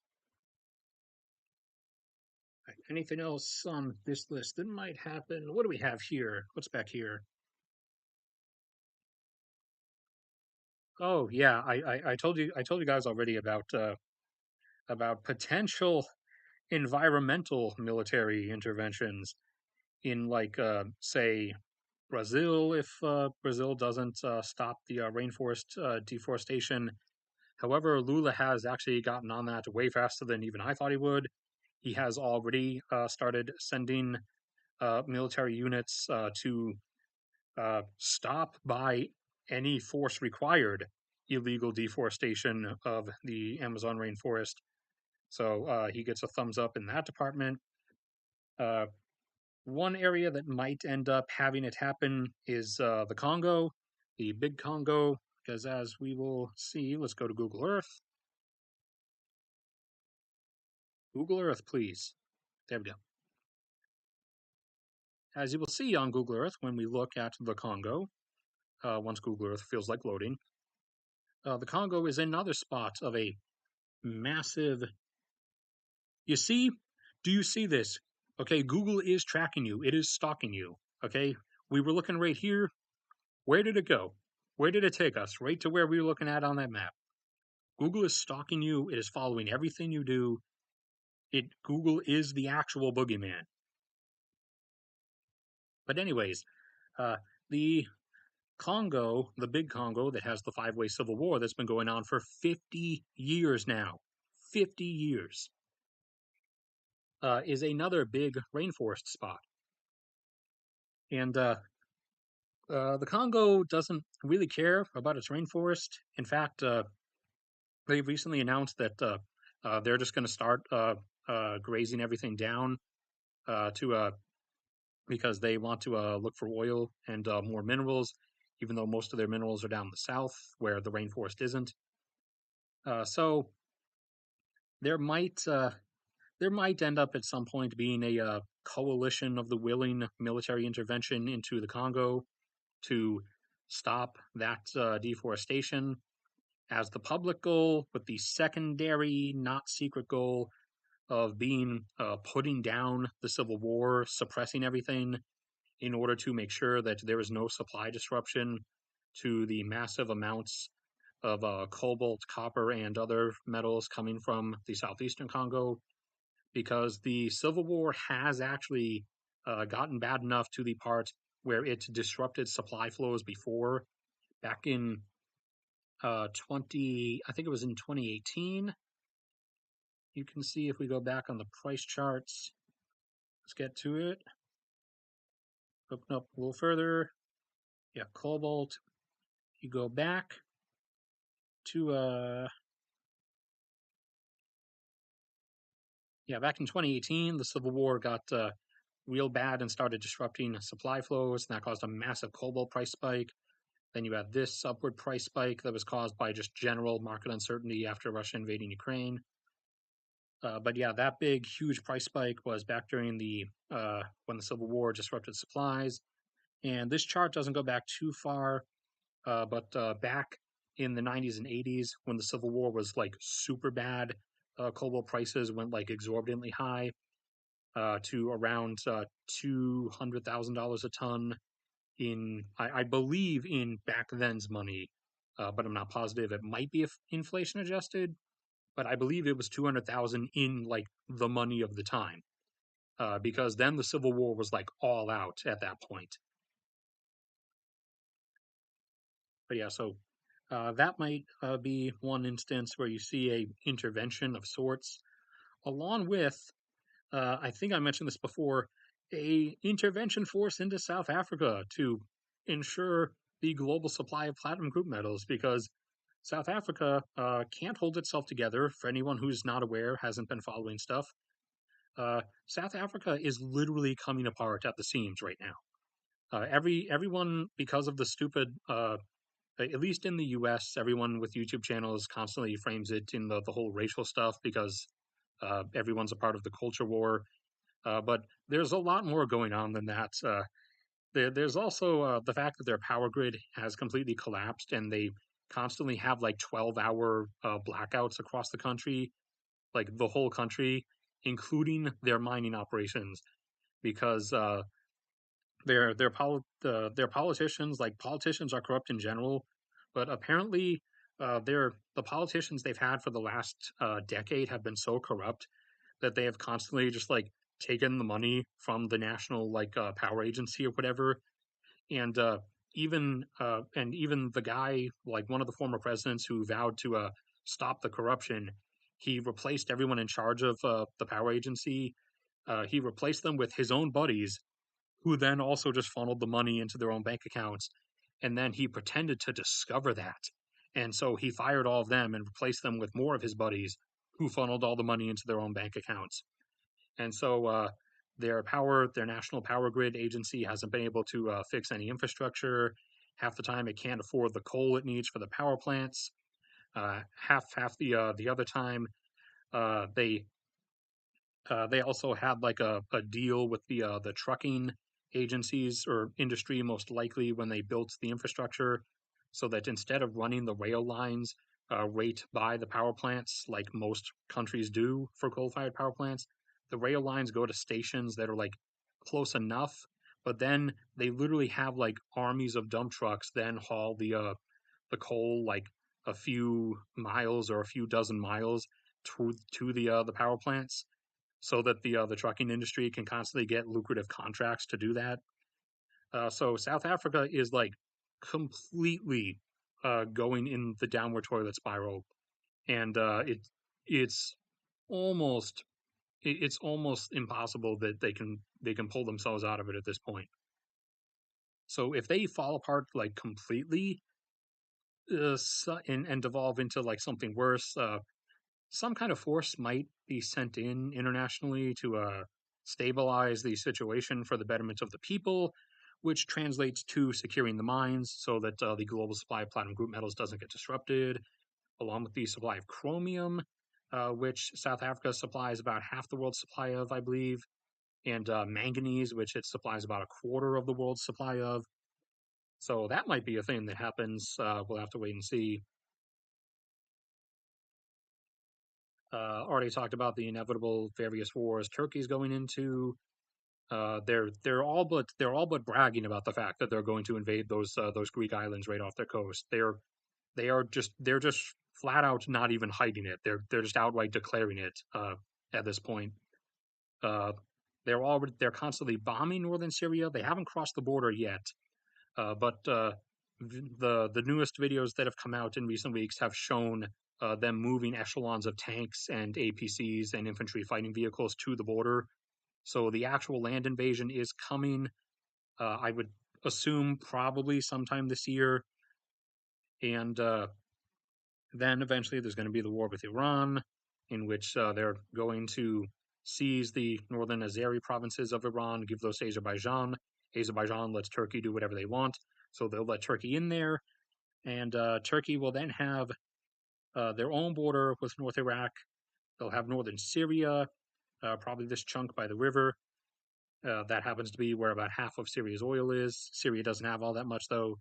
And then they'll have the North Azeri provinces, which cut up like this along this mountain chain. And so they'll have this big arc to then swarm into northern Iraq in. Northern Iraq and this upper northwest portion of Iraq being where most of Iraq's like untouched oil is, and also where most of its likely undiscovered oil is, because not much has usually been done there. Because even back in Saddam's time, the government had trouble with local tribes, and in the north, it had trouble with the Kurds. The Kurds not liking the government because every different government that Iraq has tried to genocide them. So, the Kurds aren't that favorable of the government down in Baghdad.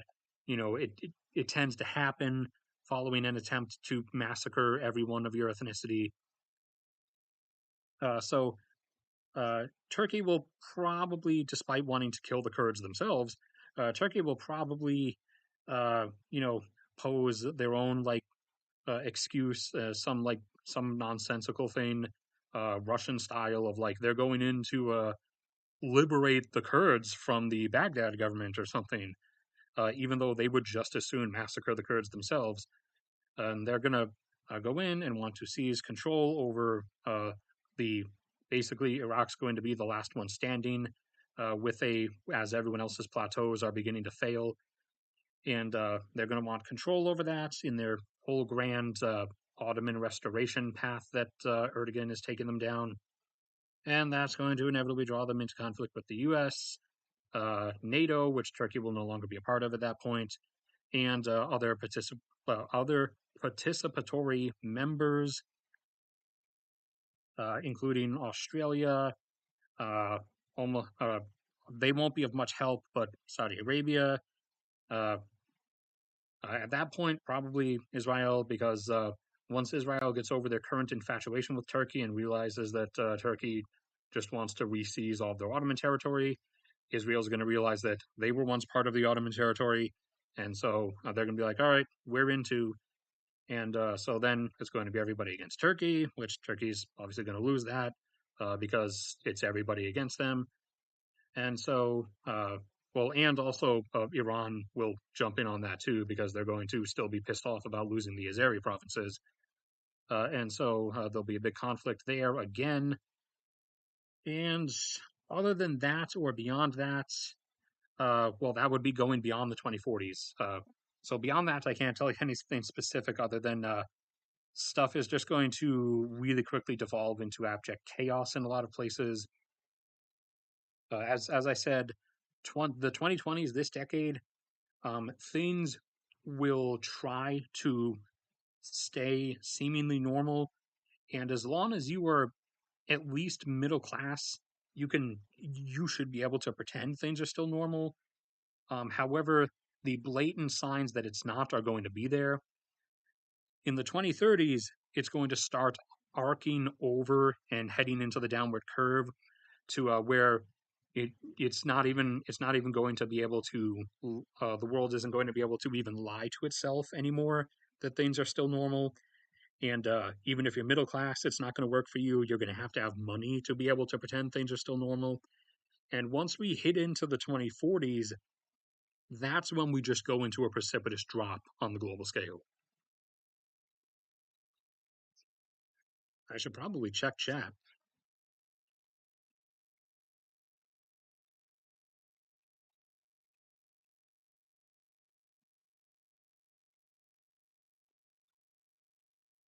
OPEC. OPEC is going to become a thing of the past. It's already kind of coming apart. Remember, Indonesia left, although they had to because they're a net importer now. Their own domestic oil consumption is up to 2 million barrels a day on average, whereas their production has fallen down to around 600,000 barrels a day. Granted, they are going to boost that up eventually a bit uh, because they never really explored everything they had, especially offshore, because the oil supply swelled so much so quickly that in those decades before the embargoes, that prices went so low that it stalled exploration.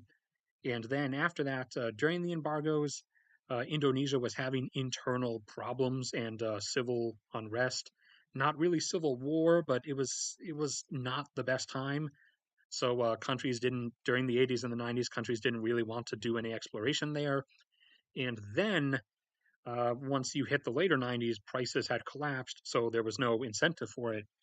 Only now, as prices have started remaining at these levels, has exploration been starting in Indonesia again, particularly offshore, because that's where they have the most stuff remaining. Obviously, so they can come back up by a few 100,000 at some point, but it's not really going to be enough.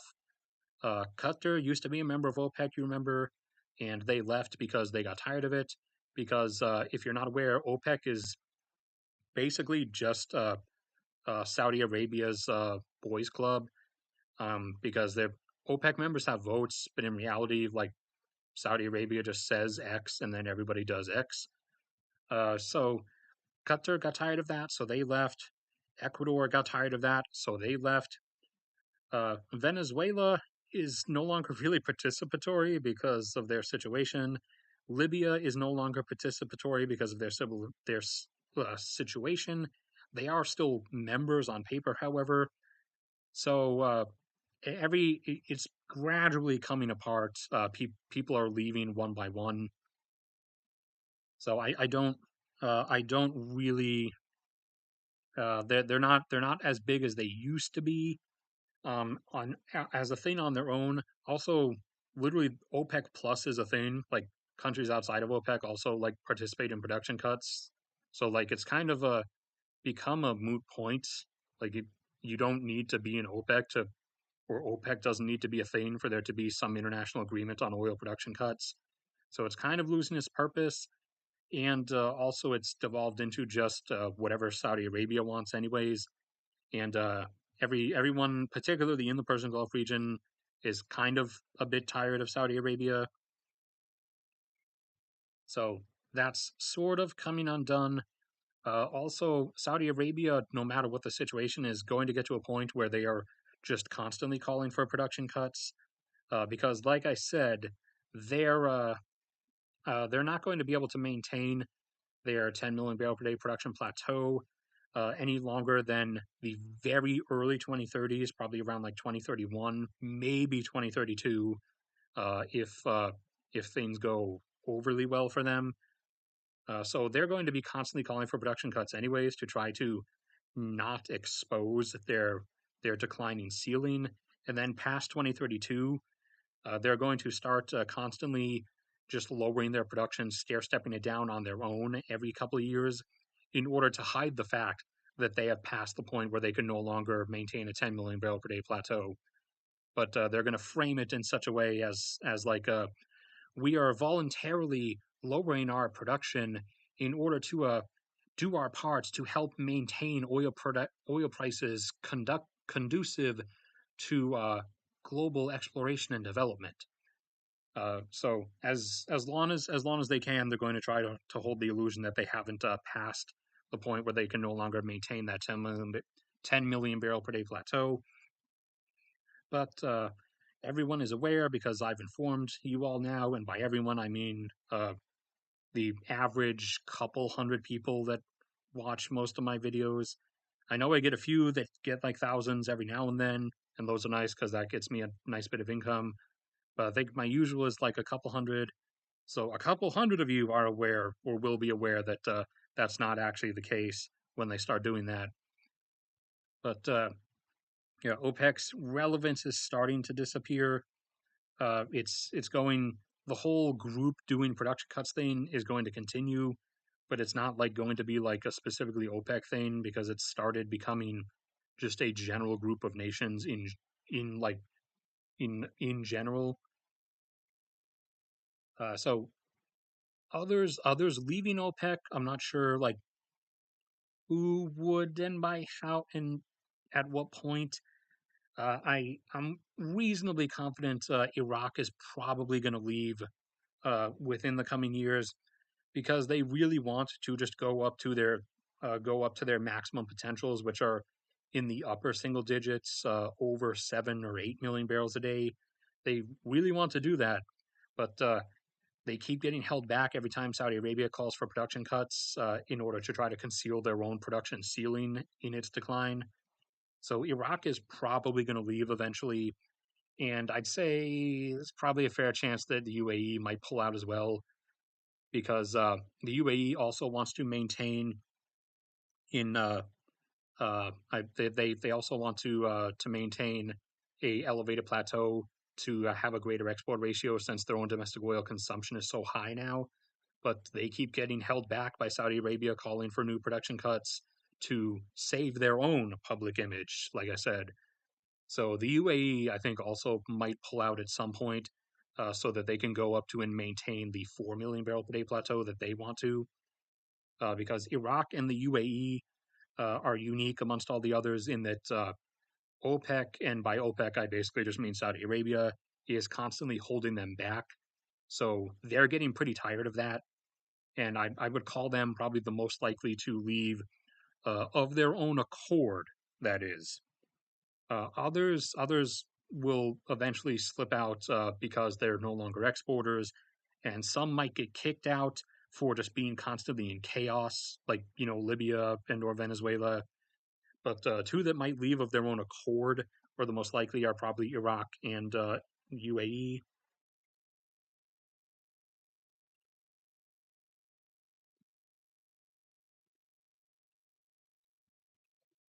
Is there anything else I should go into while we're here?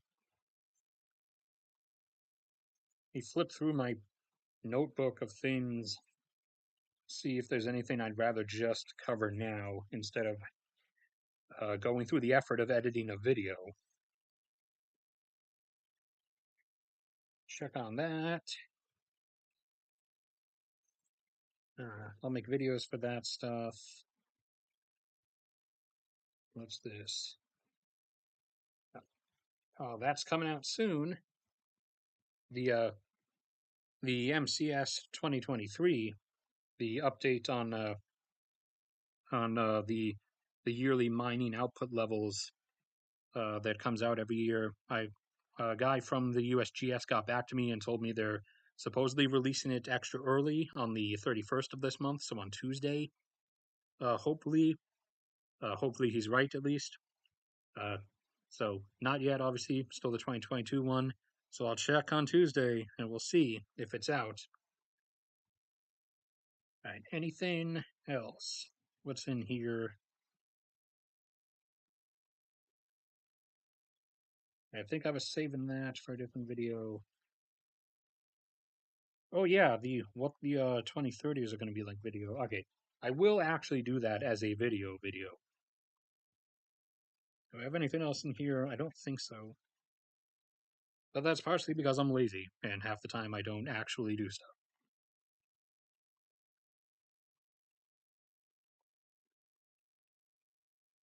Yeah, for the U.S. supply, for just for visual sake, so it doesn't look like I just have my chat as the screen.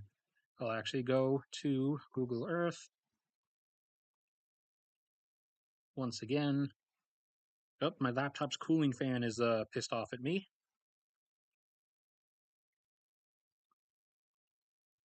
Go over. Okay, I have to zoom out.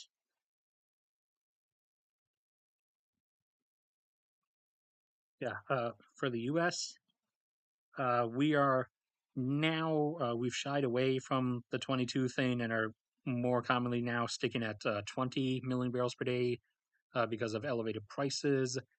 And so, and also because of increased fuel efficiency over the last 20 years or so, as we actually hit 22 million barrels per day of consumption in 2005, and we had a contraction because of the high oil prices in the late 2000s and early 2010s, and then recovered back up from that. However, we've still really stayed in the same area for the last 20 years. The general fuel efficiency improvement on average has actually been enough to do that. And in terms of our supply, out of 20 million barrels a day on average, at the moment, roughly 12 million or 12.2 as of the last data comes from us ourselves. We get about 2 or 2.5 from Canada. So that puts you close to 15. And at the moment, for the moment, since Mexico is still not fully recovered, we get a couple 100,000 from Mexico. But they're going to recover soon and won't be exporting anymore. We get about 500,000 barrels a day from Colombia, a couple 100,000 at the moment from Venezuela, since they're still lagging, a couple 100,000 from Ecuador, and now a couple 100,000 from Guyana. And then some last bits are usually pieced together with tankers from either Brazil or Nigeria. And so those proportions are going to be changed. I didn't tell you to zoom in. Those proportions are going to be changing. Oh, you see that dotted line? That's the line on which Venezuela has claimed this whole part of Guyana belongs to them, which is from which the whole war with us is going to start. Guyana's share of provision is going to be increasing as they constantly bring more fields online. Later this year, they will bring their third one online, which will bump them up to around 550,000. Then in 2025, they have the fourth one coming online, or I think it might be two fields that will send them up to around 800,000. And in 2027 or 2026, another couple come online that will push them over 1 million, even accounting for background depletion. And with everything tallied together so far, if there were no more discoveries, again, if there were no more discoveries, with everything tallied together so far, depletion included, it would, as of everything that's been discovered, reach a peak of around 1.7 or 1.8 million barrels per day around 2034 or 2035. However, much more is going to be discovered as Guyana has made quite apparent since we keep finding another half billion or billion barrel field like every other month or so. So in reality, I'm expecting Guyana to end up decently over 2 million barrels per day, and their peak honestly might be pretty close to 3 million barrels per day in the later 2030s or maybe early 2040s.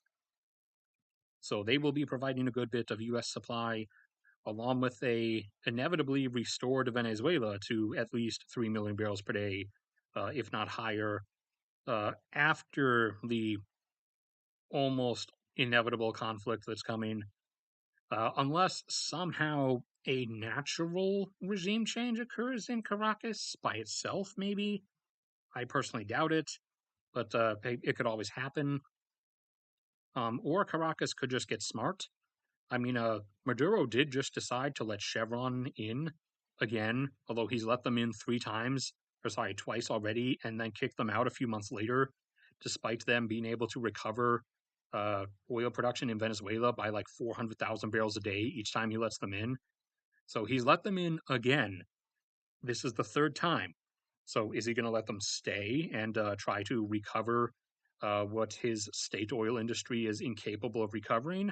Or is he just going to kick them out again after a couple months and have the thus recovered oil production collapse back down once again? Because the pattern is he lets them in, they get his production back up to about 1 million barrels a day. It collapses after he kicks them out back down to like 600,000. He lets them in again, they bring it back up towards 900,000 or a million again. He kicks them out again.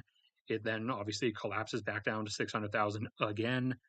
So he's let them in for a third time now. Maybe he's changed his mind and he's going to let them stay permanently and actually like completely recover Venezuela's oil production. But I don't know. He's being as bipolar as Putin and Xi Jinping are.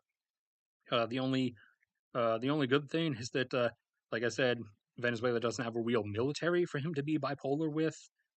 So when he tries to actually do something to Guyana at some point, probably in the later half of the 2020s, I'm not ruling out that it could happen before then, in like the next 2 years, but probably in the later 2020s.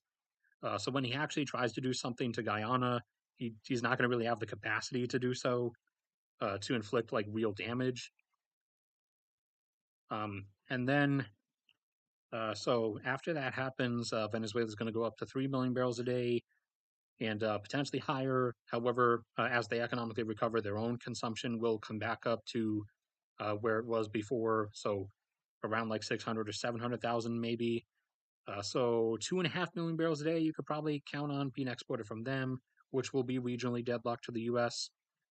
Which Venezuela always did sell its oil to the U.S. That's the interesting thing, is that despite the two of us supposedly like hating each other, we constantly bought oil from them and thus gave them money, and they constantly sold us oil, thus like providing us with something that we needed, despite both of us like completely like giving the hands to the other and like espousing complete and utter hatred of the other's regime. So that would just restore itself inevitably. Europe's consumption levels have been decreasing as they are heading into the the aging population phase, not the declining phase yet, but they're in the area where Japan started to hit in the 90s, where the chunk of the population is aging, aging out of mass activity, which is going to decrease their consumption levels, with the exceptions being numerous East European nations like Poland, who are still economically rising from their Soviet bloc past. But once they hit those levels, they will then also start contracting a bit because of the same factor. And let's see who else. And also Europe like pushes really heavy fuel consumption efficiency standards. So Europe's overall need is going to be decreasing and is going to be continually met by Norway because Norway has all of this with several good basin and bowl locations you can see here to expand into. So Norway is going to be around for quite a while as a supplier. The UK doesn't have as much left because the North Sea here has basically been entirely explored out. They do have some stuff here they could go into, but they keep like not doing it. Uh, and also, they'll keep getting some bit from Algeria, but unless Algeria starts fracking their shale, they're not.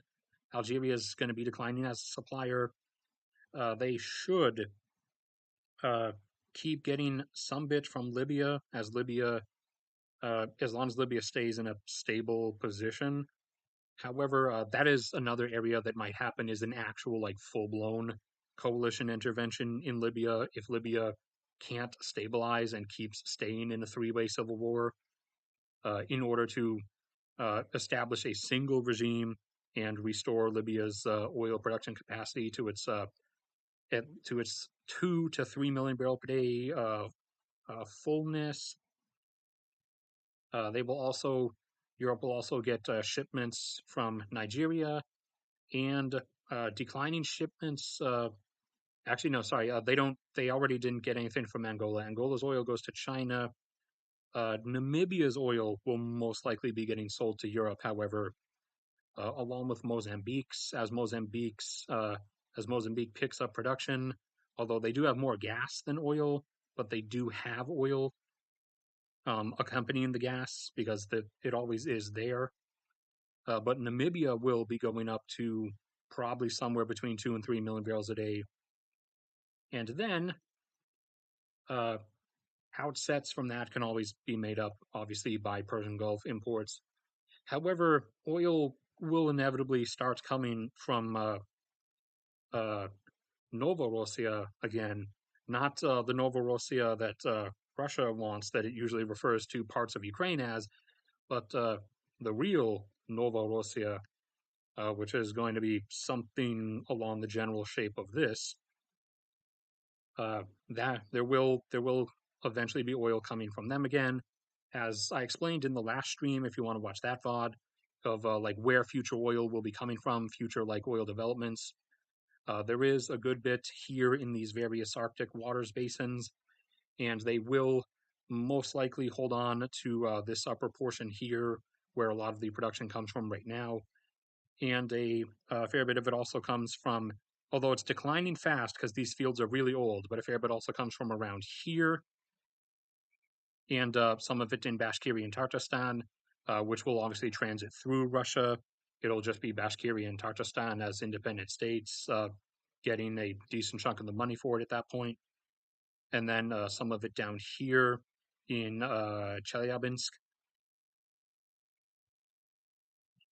Uh, Siberia, for as long as China lasts in its current form, will be a sort of resource hauler to China, as Kazakhstan is going to become, and the others like South Korea, Japan, Taiwan, Indonesia, and India are predominantly going to be dependent on Persian Gulf oil, with the exceptions of the upcoming Somali supply, India increasing its own supply because it still does likely have a bunch, the potential for Burma to become a supplier, and also uh, move, you stupid planet.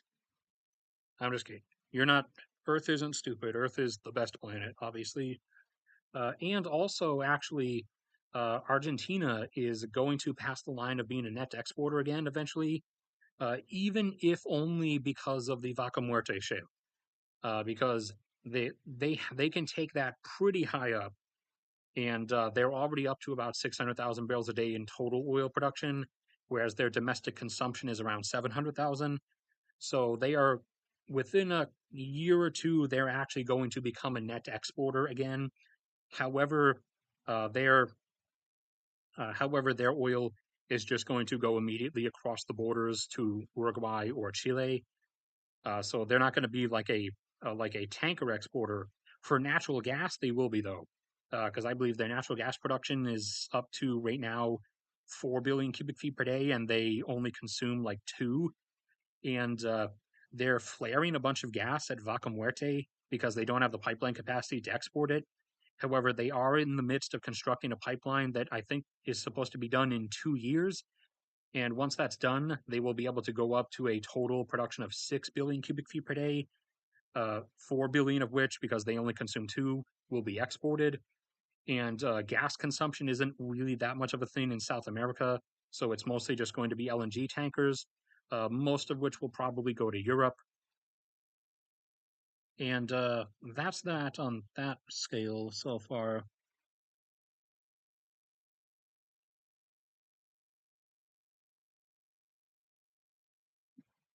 Canada and USA. I mean, are you referring to like you yourself as Canadian or something? I mean, Canada's a U.S. client state effectually, so I mean, yeah, basically, you're part of any coalition that we form, and I mean, willingly, we never even really have to like twist you into it. You usually just come along, along with Australia, despite being way far out of the way of anything, because Aussies just love fighting. They're just in it for the brawl. So Australia usually shows up to any fight. Um, in fact, actually, it usually doesn't even matter who calls or who starts it. Aussies will show up no matter what. Uh, and but yeah, I mean, Canada is both a. I mean, Canada's what the I didn't what I didn't tell you to do that. What are you doing? Canada is a functionally independent nation at the same time as functionally being a client state and also functionally being a protectorate. Uh, in the form of protectorate is something that used to exist but doesn't really anymore. But I mean, technically wouldn't apply to much. It usually meant like a basically independent country that was sort of militarily dependent upon a greater power uh, for its defense, or whether it willingly wanted to or not, a greater power would come to its defense in any case. In which case, despite having a military, that title applies to Canada. Also, technically applies to Mexico. Mexico kind of doesn't really have a military. They have an army, but it's not really that good. Sorry to my Mexican viewers. They don't even have an air force. They have like 5 jets, and they're mostly jets that are used for training. Um, some countries that are like actually like in the closest legal terms, like on paper, are literally protectorates of the U.S. Are the Bahamas, Costa Rica, and Panama. To the extent that like literally they don't actually have militaries, like in their entirety they don't have militaries.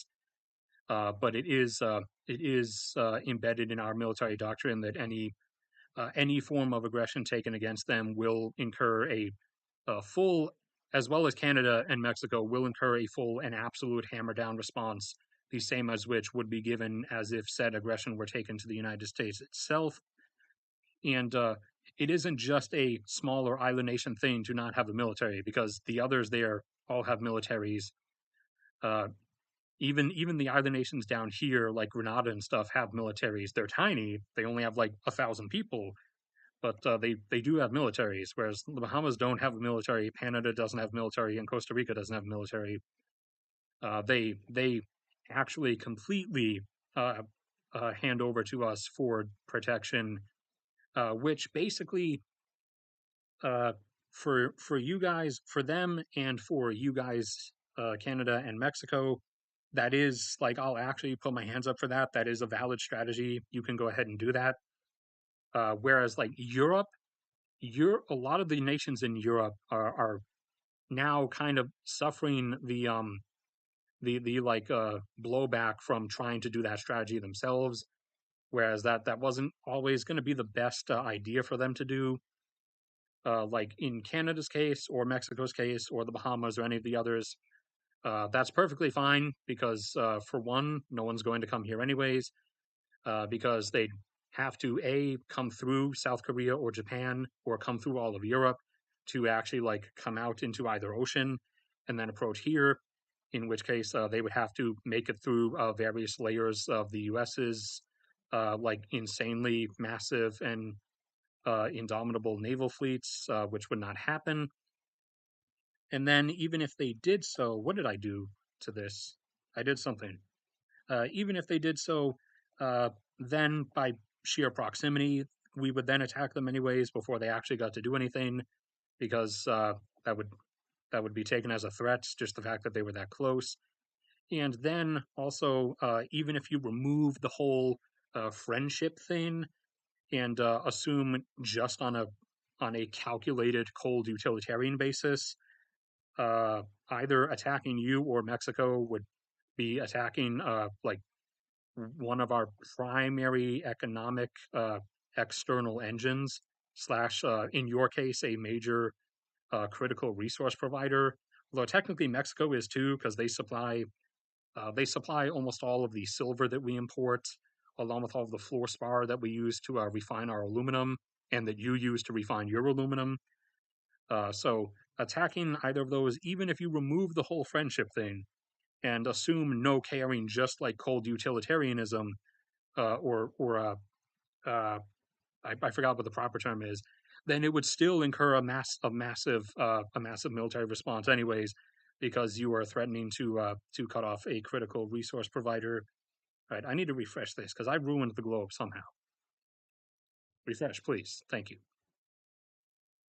Now, in Europe's case, okay, the globe is going to stay ruined, so I'm going to have to come at this again.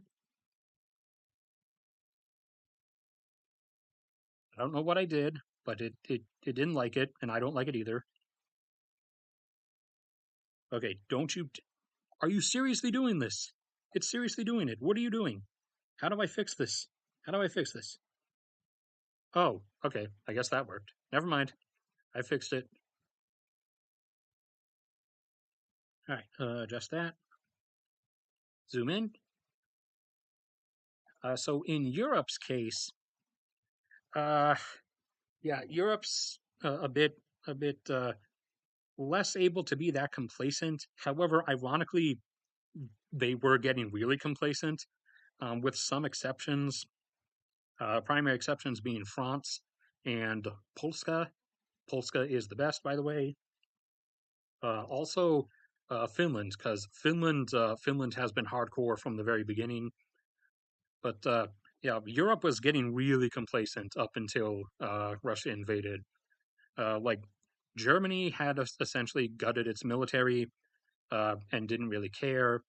Uh, the UK has been constantly downsizing up until just the last couple of years. They finally decided it might be a good idea to still have a military, and so they actually reinstalled or reinstated not the same ones as before. They made new ones, but they actually brought back aircraft carriers. So they have aircraft carriers again, not super carriers. Okay, they're not the same things that us and France are operating. France is the only other country from the U.S. besides the U.S. that actually operates a super carrier. Granted, they only have one, but still, France is flexing above their weight. Like France is like flexing really hard. The UK has regular carriers once again now. The difference is size and deployability. Regular carriers are usually liquid fueled and thus have extreme limits and constantly have to be followed around, shadowed by a refueling vessel to give them extra fuel every couple weeks. And they carry about 30 aircraft, whereas a super carrier, the things that we have 11 of, us, the US, we have 20 carriers in total. If you want the actual like strength stats, we have 20 aircraft carriers, 11 of which are super carriers, 9 of which are regular carriers. Super carriers are huge. They they carry about 70 aircraft as opposed to 30, and they are nuclear powered. So their range is infinite. The only thing that matters is food. That's their only restriction. And so that is much more easy to deal with because we can literally send a uh, a carrier deck landable small supply plane out to get them some fuel or to leave them some food because the food doesn't take up as much space as fuel does. Fuel has to come in a large tanker ship. It literally looks like an oil tanker. It pulls up beside a naval vessel that runs on liquid fuel and fuels it up. Super tankers are nuclear fueled, so they don't have to worry about that. So they are basically infinite range. Um, they're if they are liquid fueled, like the case with Russia's one aircraft carrier, which hasn't sailed in like 2 years because it's broken and they can't afford to fix it. So uh, with aircraft carriers, they're usually the holdback in terms of the fuel thing if they're liquid fueled, because the like destroyers and stuff, the vessels that accompany an aircraft carrier in a strike group or in a dedicated fleet, they consume much less fuel. Like they can go for like a month or two without needing to be refueled with their liquid fuel oil, their marine diesel, or their heavy fuel oil. Whereas an aircraft carrier burns it so heavily so fast because it's such a large thing that it has to be refueled very frequently. However, with a super carrier, it's run on a nuclear reactor like submarines are, so its range is effectively infinite. And we, the U.S., have 20 carriers, 9 regular, 11 super carriers, which comes out to roughly 1,100 aircraft that, with no assistance, no available runways provided by anybody, we can still throw 1,100 modern combat aircraft up into anyone's face anywhere in the world anytime we wish, which is that plus all the other items of reach that we have, like our massive airlifter cargo fleet that allows us to move huge amounts of force anywhere in the world that we want. That is the actual like mainstay. That's the actual reason that we are what we are. That we are regarded as so high above any other contender. Not just the number of things, but it's the capability to go anywhere, throw any amount of force you want on any target at any time. Like like the whole the Gulf War, for example, either Gulf War, we able to in a matter of weeks move all those hundreds of thousands of troops, those thousands of tanks and APCs and IFVs, and get, I think we had 3 carriers in the Gulf that were sending up strike groups, and we moved also like almost 1,000 combat aircraft, Air Force and Marines combat aircraft over to various bases around the place, and then just like let the tungsten hammer fall from orbit, basically. That is the actual like reason for the U.S. being so powerful, as opposed to like numbers or equipment in and of itself. Whereas like say a lot of the European nations have equal equipment to us and have like decent numbers as well. However, they can't really do anything other than like just their own little area. France is an exception. France can go a lot of places and has a lot of places they can use. UK does as well. However, aside from them, there's pretty much no one. Turkey is really trying. Turkey is climbing the power ladder like they really. They're set on the whole Ottoman restoration thing, so they are climbing the power ladder as fast as they can. They've built landing assault fleets, or they are building landing assault fleets. They have, if I remember correctly, 4 major amphibious, huge like dock vehicles, which are basically amphibious assault ships. Here, let me show you one. Are they're big, they're big vehicles. They're big water vehicles like this, that inside from there, uh, credit to okay, it's from the military, which is not copyright. All right, uh, anything from the government is public domain, but they're hollow inside, and also they have like helicopters on stuff on top and stuff that they can use as well. But they're hollow inside, and from the inside is where like the amphibious hovercraft and all the landing vehicles themselves will come out of, which then carry like tanks and troops and stuff to the shore. Turkey has now has four amphibious assault ships,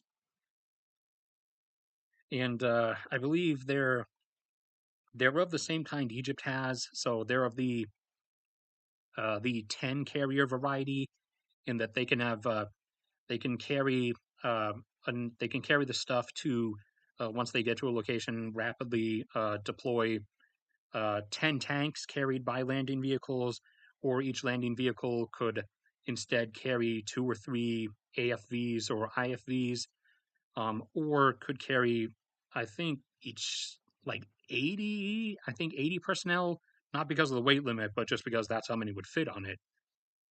So they're starting to build up a landing assault fleet because they want to be able to power project. They are also building up. They're also going into the indigenous production of arms, which is a critical factor for being an independent military power. And I'm not downing them in any way. They're Bayraktar drones, each of the each kind. The Bayraktar itself and the Ankari, I think, is the other one, which is a higher altitude drone that's meant to be outside of reprisal range. Their drones are really good.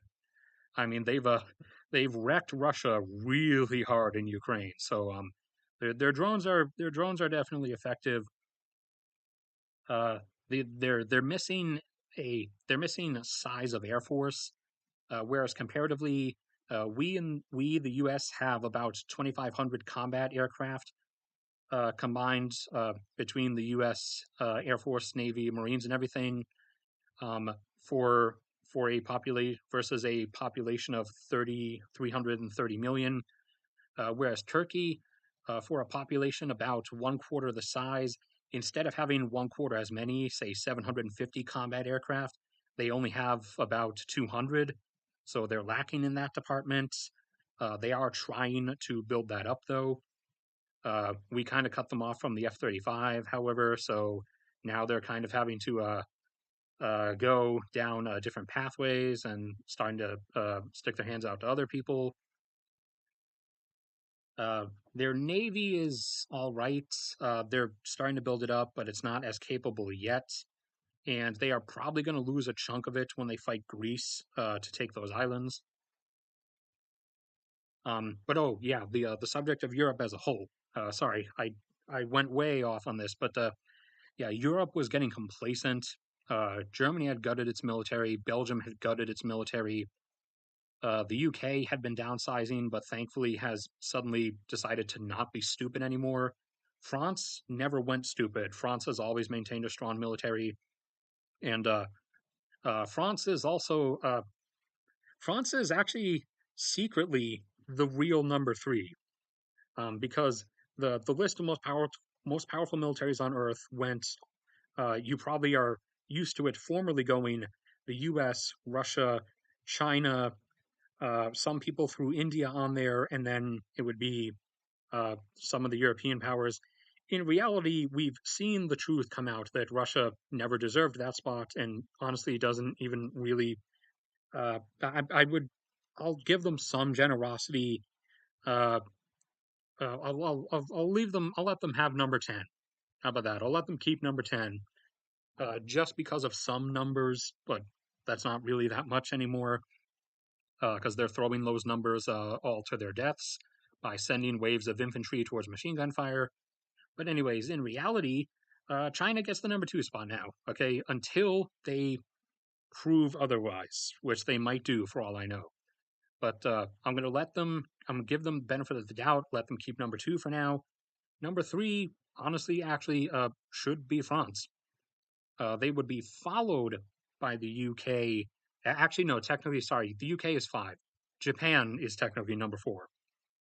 Because despite being pacifist, Japan's military is actually really, really strong and really well armed and really capable. Uh, they're just really quiet about it is the thing. But their navy is like enormous, and they have a lot of our stuff to begin with also. So their capability is quite extensive. Then become the UK, and then after the UK, by sheer force of numbers, then you would throw in India.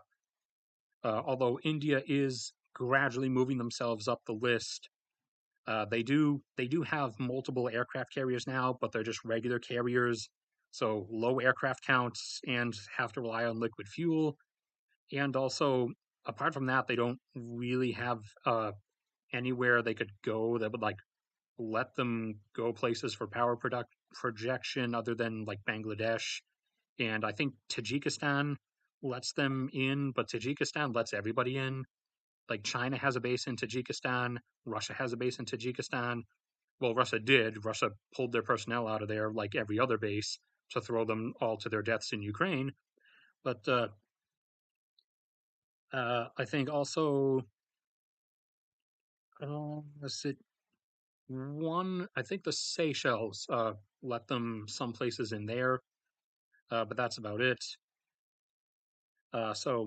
They're lacking in that regard. Turkey has made their way into the top 10. I'd probably put them right behind India.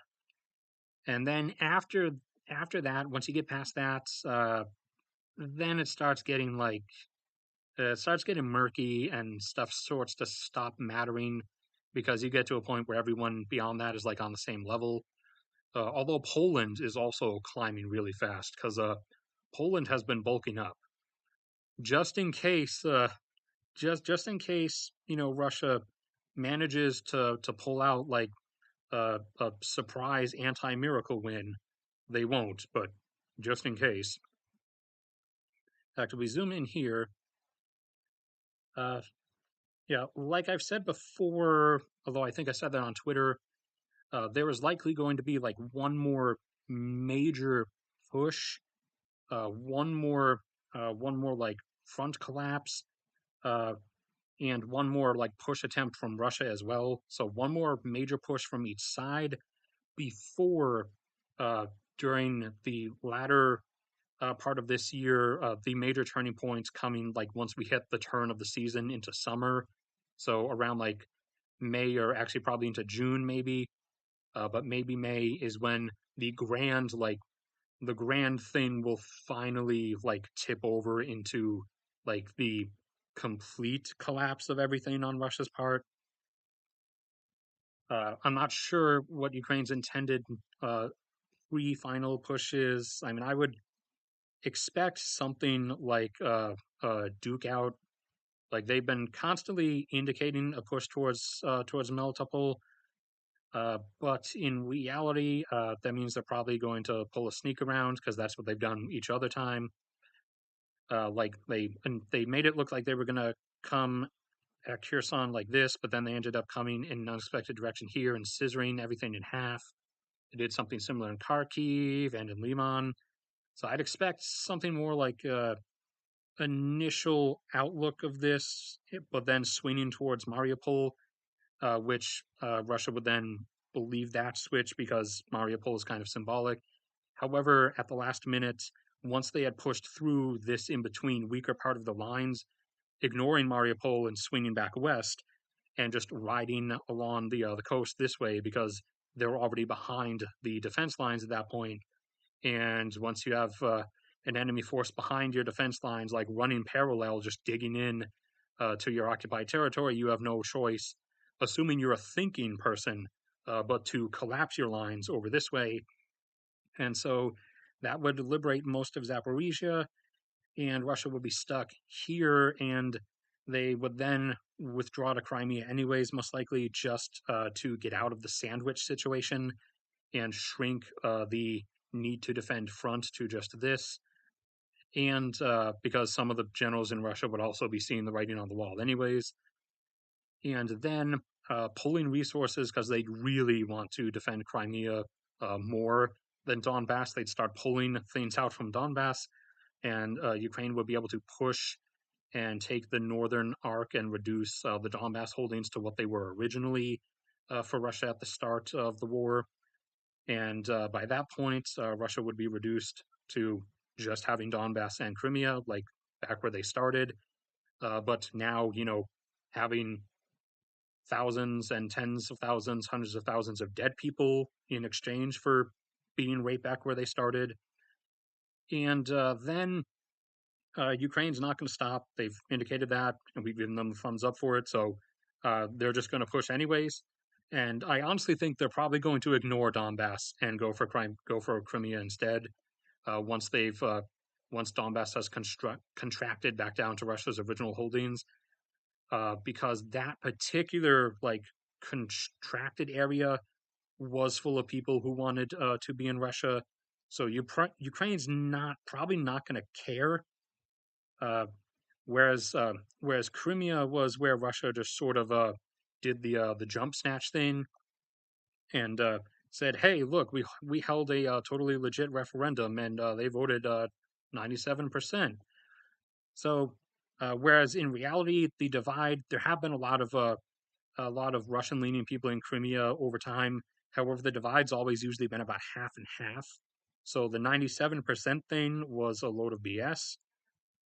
So Ukraine's going to go for it, and once that all falls apart down there, then that's when things in Russia internally will come undone. Putin's going to take his exit one way or another. Like I said, I don't know whether he is retired or whether he's retired in quotation marks or whether he flees to like Cuba or something. But I said when this all started, when I made my initial like calls on it back in spring of last year, that one of the things was he's gone in 2 years. I called that at the very beginning as he's gone within 2 years. However, it happens. Everyone took that to mean assassination. I didn't say assassination. I just said he's gone in 2 years. So he very well might leave, quote unquote, willingly to save himself. Uh, but that's when the big split inside of Russia will come, because then there's going to be mass unrest with the whole uselessness of this endeavor on their part. And also, when he's no longer protected by Putin or by anyone in Moscow, Lukashenko will finally fall in Belarus, and Belarus will actually become Belarus and not just Belarus, the extended hand glove of Russia. And Dagestan will break off, Chechnya will break off, maybe Ingushetia, maybe, but I'm kind of doubtful. And then Tatarstan and Bashkiri, and then a big split down the middle where like a lot of the East breaks off together. What happens to the East after that, whether they split further in and of themselves, I don't know. That's going to be a thing to decide, or a thing to wait to see. I have not looked at chat in like 20 minutes.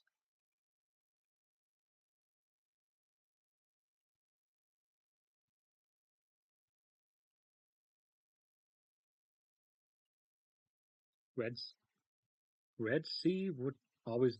What do you mean by Ionic? Is that a Canadianism you're using? What about the Red Sea?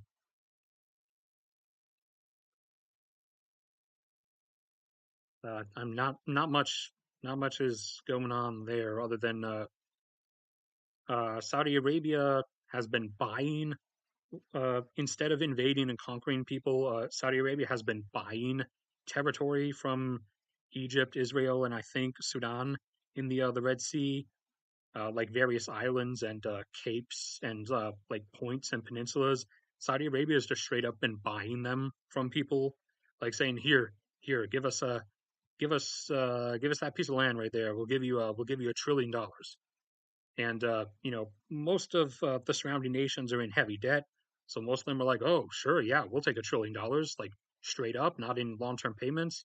And Saudi Arabia's like, yeah, straight up, right now. And so they're just handing $1 trillion in cash to people left and right. However, they're also blowing $500 billion on Neom, or the line, if you guys are familiar with that. Their idea to because Saudi Arabia always wants to outdo everyone in everything.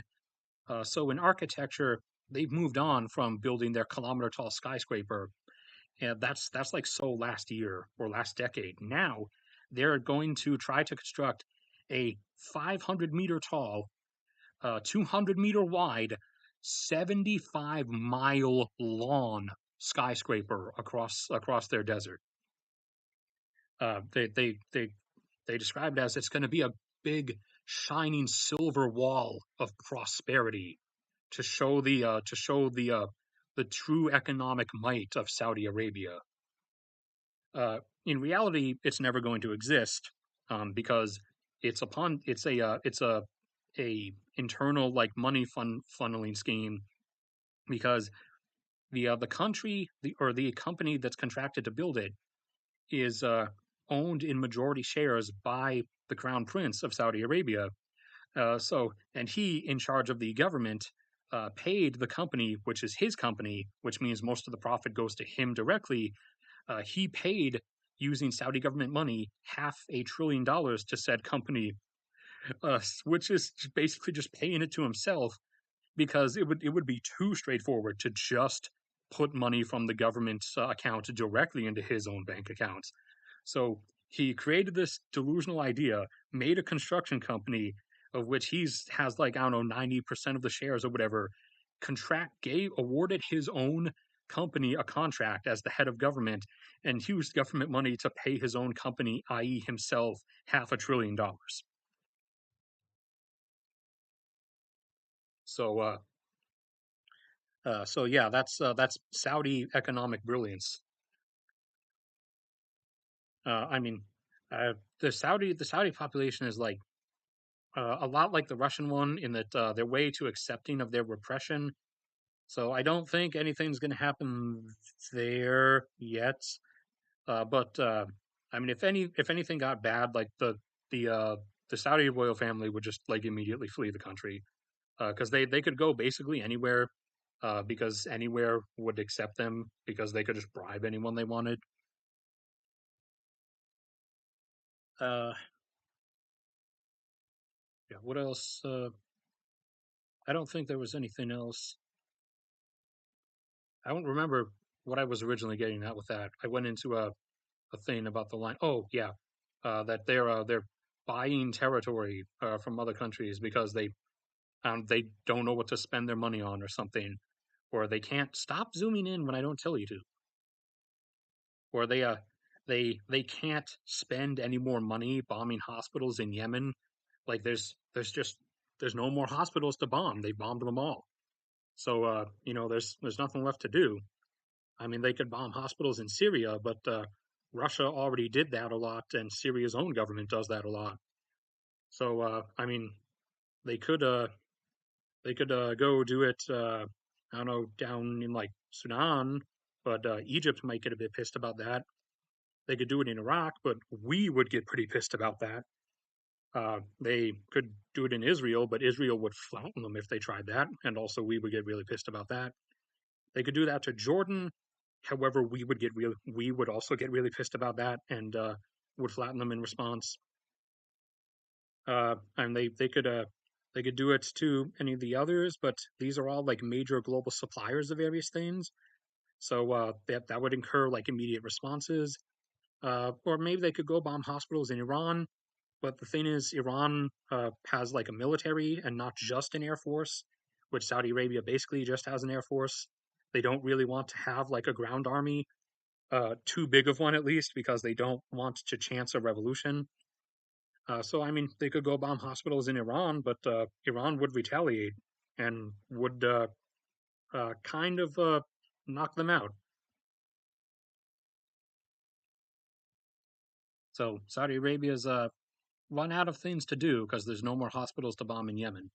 and any other places they tried to do it in would not really get the best response. Whereas with Yemen, no one really cared.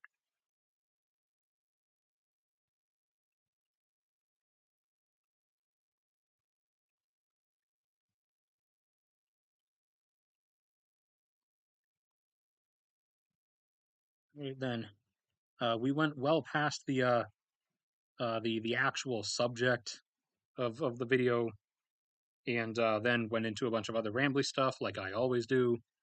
So, and it's close to 3 hours, so I think we'll say that's it for now. Then, uh, I'll be putting up new videos again soon. Obviously, there'll be the usual end of the month mega geography stream on Tuesday night. I am now up to something insane, like 160 something countries that I know all these states and provinces of, along with knowing all the countries themselves, obviously. Here's the map, just so you can see. This is the map of knowledge. Everything in green, I know all the states and or provinces or islands if it's an island nation. So everything in green, I know all of the political divisions of. So you can see we're getting close to the end here. I even the +3 there is for I even know the states slash provinces of should be countries, unrecognized places like Western Sahara or Amazonia. But that is it for this one. I will see you guys next time, which will be on Tuesday night for anybody who shows up. But now we're going to end the stream. Also, thank you for giving me $5. That guy who gave me $5, whoever that was, who was it? Oh man. If I switch to top chat, will that show it? No. Okay. All right. Thank you, whoever you were, for giving me $5. Unfortunately, Nebraska wasn't here to give me $20, but uh, I wasn't expecting to get any money ever, so I won't complain. What am I? Oh yeah, the stop streaming button. All right. Goodbye. See you next time.